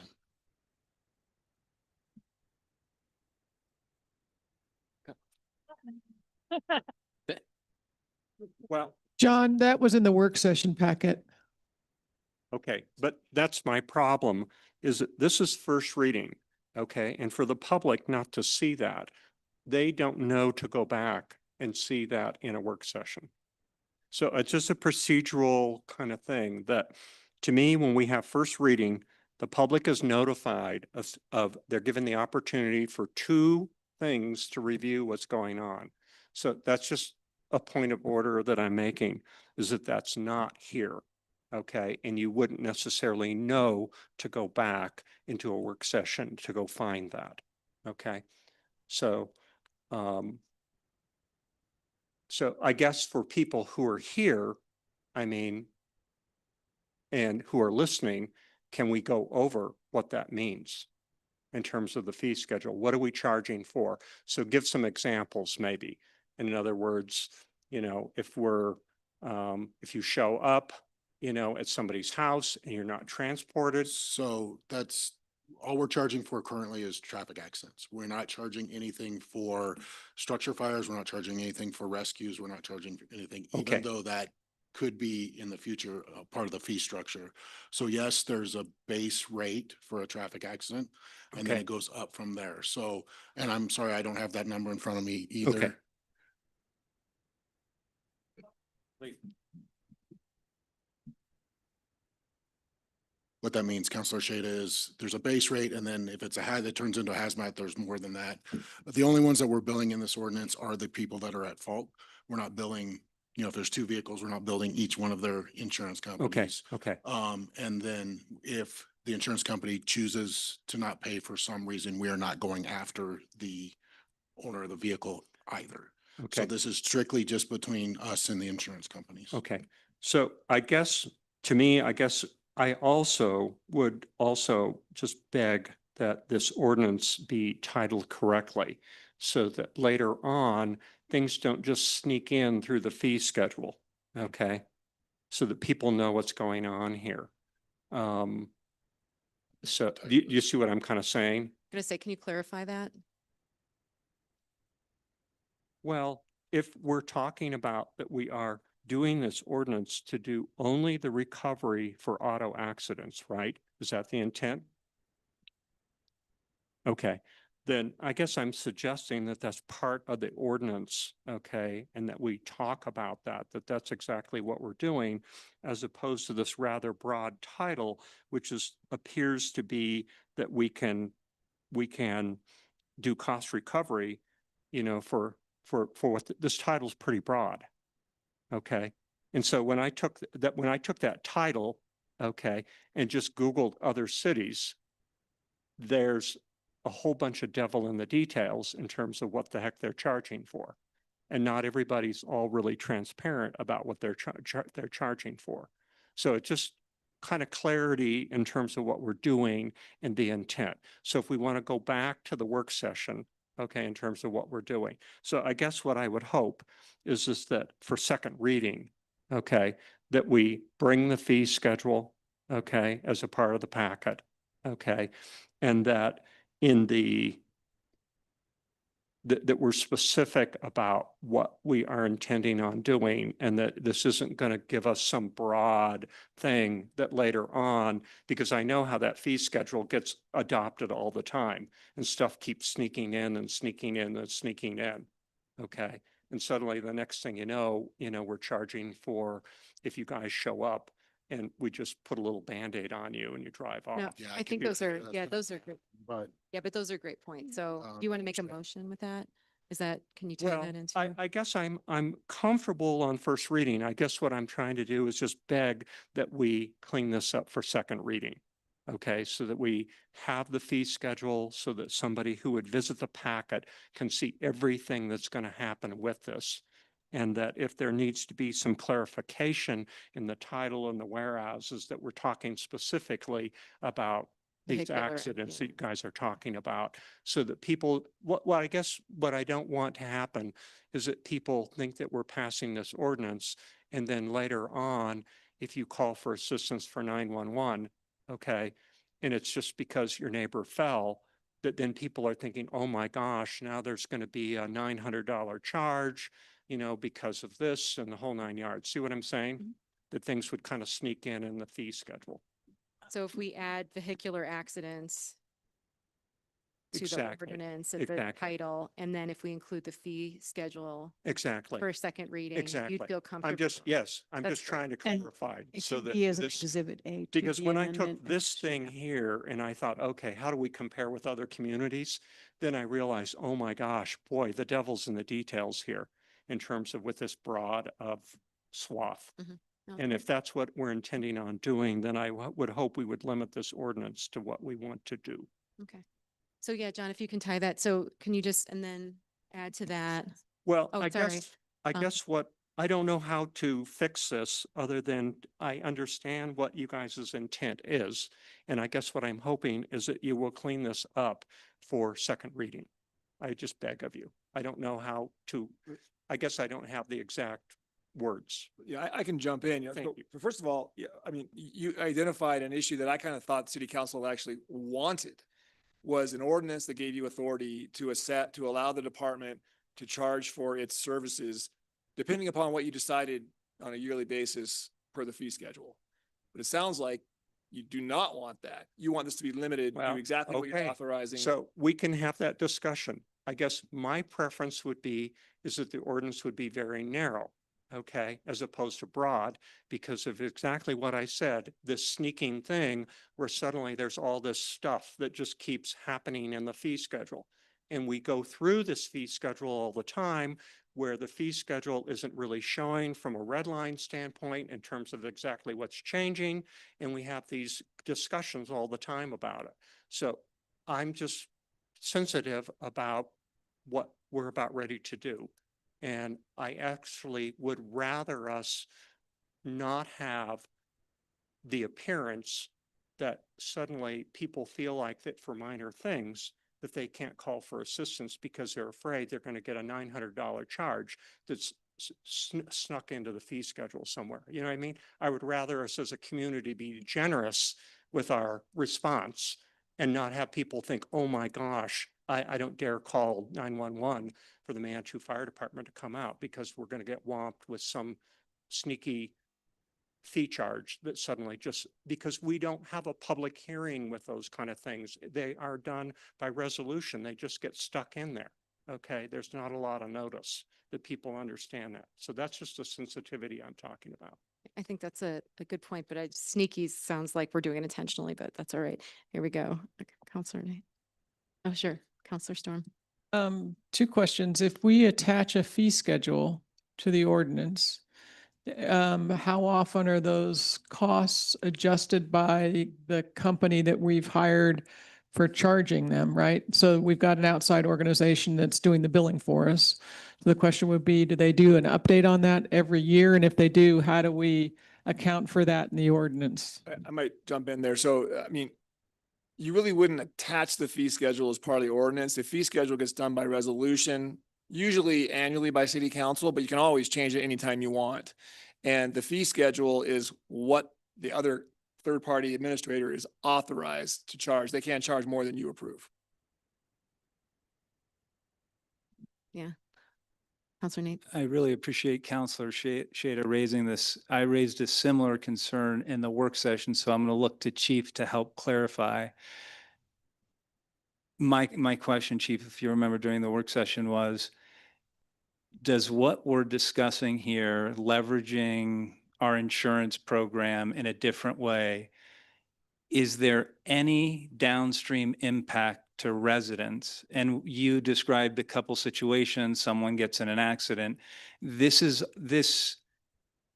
My understanding is, doesn't impact the resident experience. So when Counselor Shada raises this idea or concern or fear, which I shared during the work session, a little articulated a bit differently, my understanding was that we don't have to worry about that people would actually fear getting charged. That is accurate, and that is still true. Can you help Yeah. articulate that? May help In our group. ordinance and in our process and our intent, it's for us to be able to capture some money that has been already allocated into people's policies, that if it doesn't get expended to the agencies that respond, becomes the profit of the insurance carrier. There is no mechanism being suggested or pursued for us to work toward getting recovery from the citizenry or the tourist or the driver or the passenger. This is strictly a discussion with insurance carriers and City of Manitou Springs. Okay. Counselor Wolf. Yeah, I appreciate that because I've gotten calls from a couple residents and from KRDO today who said they wanted to talk to you about it. Because I said, why don't you talk to the chief? And they said, well, they couldn't connect with you, or Elena was going to connect you and they couldn't, and there was whatever for their convenience. And I told them, it's my understanding this is just for car accidents.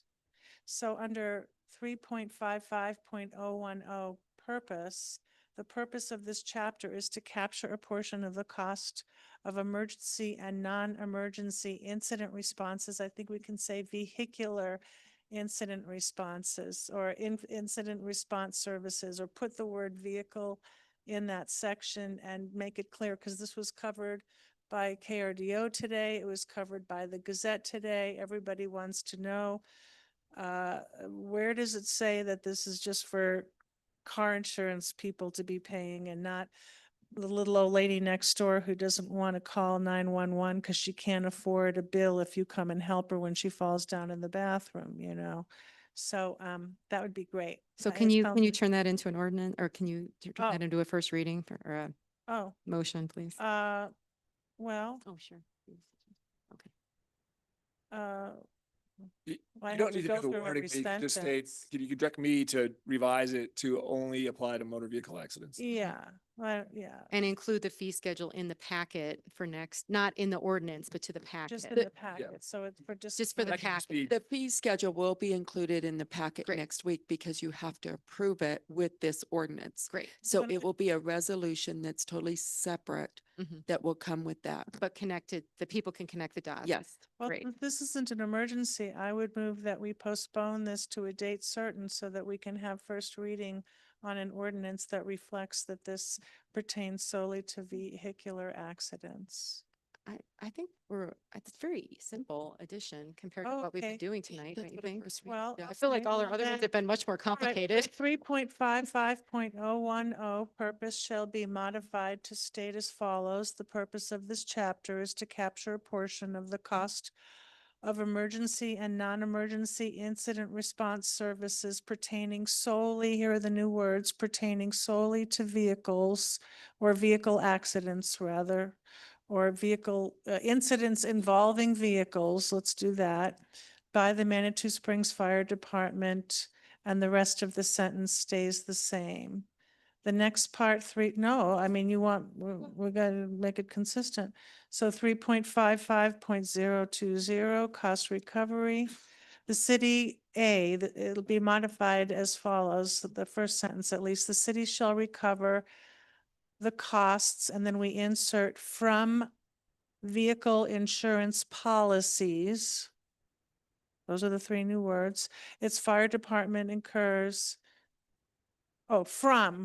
recover the cost from vehicle insurance policies that, I'd put in the word that, and then the rest of the sentence seems fine. Its fire department incurs in delivering emergency services, blah, blah, blah, including without limitation, blah, blah, I blah. think if you just give the direction to Jeff of exactly what you want, he'll word it accordingly and bring that Yeah, back. but Well, I, that's for what the I first tried and to second. propose, and Natalie said, no, she wants us to go forward on first reading with revised language, and that's why I was like, well, it'll take a while. yeah, no, I appreciate your attempt and then just specifying that the public hearing will be February 3rd at 6 PM.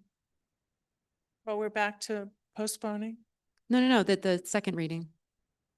You just have to include that in the motion, the February 3rd at 6 PM.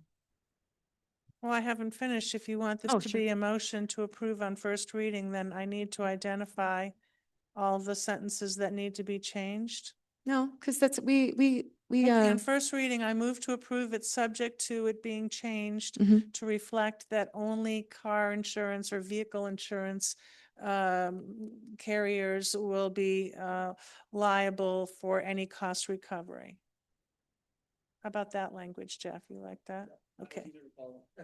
Thank That was easier for me to follow. Thanks. And again, that the public hearing is scheduled for February 3rd at 6 PM. Oh, second reading is scheduled for February 3rd. I don't think that's part of the motion, but. It is. Oh, okay. Second reading is scheduled for February 3rd. Thank you for hanging in there. Thank you. Do I have a Thank you second? for I'm directing sorry. me. We'll do the second and then we'll just, okay, and then second from Shada and then go ahead. I don't know, Jeff, if this helps you at all to consider the use case where someone doesn't have vehicle insurance. I don't know if that would potentially impact cost recovery in any Well, way. It sounds like the way you want to have it handled is that they wouldn't get any cost recovery. Yeah, so if you're driving uninsured in Manitou and you cause these expenses, you get off scot-free. Is that what we Correct. want? As long as Well, you use the word scot-free. I think Chief Otto would have a different opinion about that, but Yeah, I why know, not? that's what I was gonna say. So maybe the way I worded it we is would not inappropriate. be, we would not If be. you're uninsured, then you will be personally liable. No, Oh, so if I'm driving uninsured, then You'll get a the ticket. city will pay for it. our discussion is and our pursuit. But the will much more be- complex, you're making this as complicated as possible, but anyway, and again, there is a second reading, right? So we do have an opportunity to again make adjustments in the future. So I do appreciate where we are right now. And so we've got the first and the second. Any additional comments before we vote? All right, let's do it.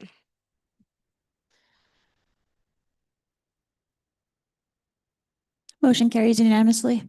All right, thank you. Okay, thank you. And thank you for your patience tonight. I appreciate it. I think we stick you at the end. Yeah. It doesn't mean that you're last in priority. All right, thank you. Right. Okay, receive or act on council correspondence. All right, Counselor Wolf. Yeah, somebody wants to know in the city, they say that if you have there's supposedly a new, I just don't know if this is true, but I was complained there was that when you're in the RPP zone, the residential parking permit zone where you can only park on that street, it was always that one household would be entitled to one regular permit if there's only one member of that household. If there's more than one member, you could get two regular permits. And then in addition, you would always get two visitor passes.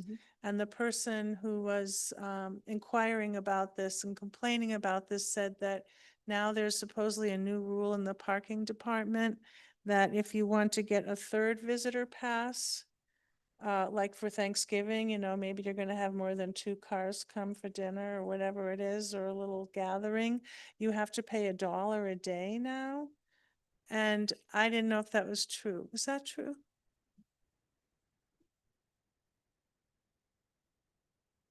Oh, I've never been charged because I go down, I always have a big crowd every year for Thanksgiving and certain other times of the year. And I've always been given a little day pass.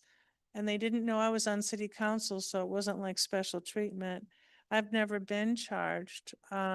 So maybe it's an old rule that's newly being implemented.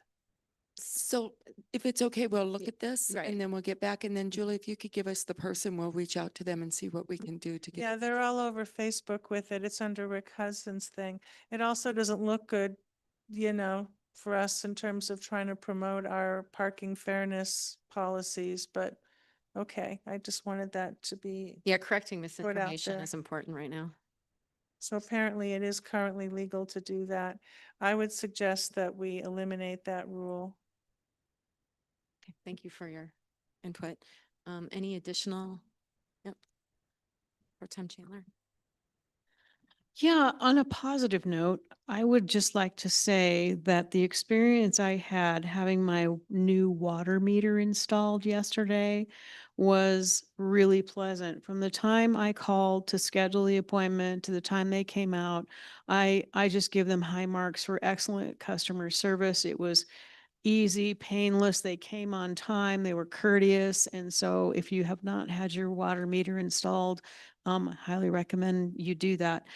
Secondly, the Colorado Municipal League is doing an in-person legislative update in Denver at I believe it's at the Colorado History Center or Museum on February 19th. And I have that penciled in my schedule to register. So if there's anybody else on council that wants to go, let me know and perhaps we can carpool. That's all I have. Thank you. Counselor Nate. This is an opportunity kind of to raise any. I just wanted to give an amazing shout out to the organizers of the Martin Luther King event at the Manitou Art Center. I thought it was absolutely stunning. It was really a beautiful event and just says a lot about our community and Charlotte, who organized it, just a ton of care. So I wanted to recognize that. Just a couple of folks that I've spoken to, Denise about this. The bus, particularly number 33, comes along El Paso, idles for quite a long time right there, whether I don't know whether they're too early, but Denise is working on that. So if you hear of other people who can't understand why a bus can't turn the engine off while they're sitting there for 10 or 15 minutes, Denise is on it. Also, chat with the chamber tomorrow, Balanced Rock Cafe. That's the one at the Trading Post, 8:30. You get a free mug. You have to pay to put something in it, but you get a free mug. All right, excellent. And you had another item? This is just more of a request and it doesn't have to be immediate. I certainly would want council to have this information by the time we have a budget retreat, but you've articulated that we have cut $700,000 from the budget, and I would just like to have a separate spreadsheet that contains only those cuts provided to council, so that can be part of our budget discussion. Thank you. All right, and I see Denise writing that down, so I think we're good there. Couple things, let's see. One, we do need to discuss setting up a retreat. We have to get that on the agenda, and I do know Counselor Storm's going to be out for the first couple weeks in February, but it always takes us a minute to find a date that will work. Does everyone have their calendars? Can we look at possible dates? I do feel like we're gonna want this to go well, so we need to have time to do a good job. But let's see, let's see. Well, I do think that this is when we're going to be, yes, it's strategic planning, it's a number of things. So we do need to take the time to also decide what we would like to get from the retreat. I understand what you're saying. And that will then be, that's more complicated, but I understand what you're saying. So we need to get that on there, but if we want to survey first, we need to figure out that order of whether it's a priority for us to start building a team and working on goals and strategic planning. And then do we need to do another one once we have what we need to have that budget conversation? Do we do 2 in the next several months, or do we do 1, but potentially have to delay a little, I guess is the question. May I ask a question? Sure. Are you thinking of this as a facilitated strategic planning day that you would like to have an all-day event, typically on a Saturday? Is that what? Okay. That's what I'm looking at. I mean, certainly something facilitated, whether it's, we need to discuss that, but I do think it tends to go better when we're not trying to run it. When do you come yourself. back from your travels? You're back around the 14th, the 13th. I'm leaving on the 17th for a week. Okay. All right. How does the 28th look? 28th? Saturday. Saturday, the 28th? I can. I don't see any. February? Okay. All right. And obviously that's subject to change. We can have, but for the moment, let's get it down. So I feel like we did a thing.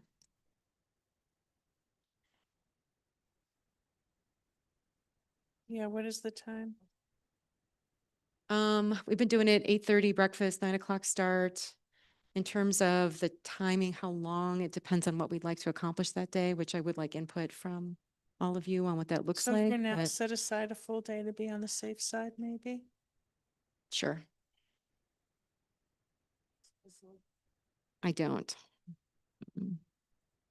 I wanted to get the date first and then go from there. So I'll have more to share at our next meeting. So I appreciate that. Is that in our budget? Having a professional facilitator come all day, is that coming out of some existing budget without? That'll be having to part make of the any discussion changes? too. Yep. Thank you. And then the other piece is that the vote yes on the dissolution of the Metro District. That committee is having an event at the library from 2 to 4. And we have asked that Elena make that a public meeting so that more than 2 council members can attend if they would like. So just wanted to get that out there. At the library, and that is this Saturday, which is the 24th from 2 to 4 p.m. And any other updates? Great. And we're on to you, Denise. I don't have anything at this time. Thank you. Okay. All right. And with that, we're going to move into an executive session. We'll be discussing two items, an executive session to hold a conference with the city attorney for legal advice pursuant to section 5.1C of the City of Manitou Springs Home Rule Charter concerning Manitou and Pikes Peak Railway Company versus City of Manitou Springs, Colorado, El Paso County District Court, case number 2025 CV 30766. And the second, an executive session to hold a conference with the city attorneys for legal advice pursuant to section 5.1C of the City of Manitou Springs Home Rule Charter concerning the dissolution of the Manitou Springs Metropolitan District. Do I have a motion to move into executive session? So moved. And a second? Great, and a vote. Motion carries unanimously. Great, let's turn on the heat and transition to executive session.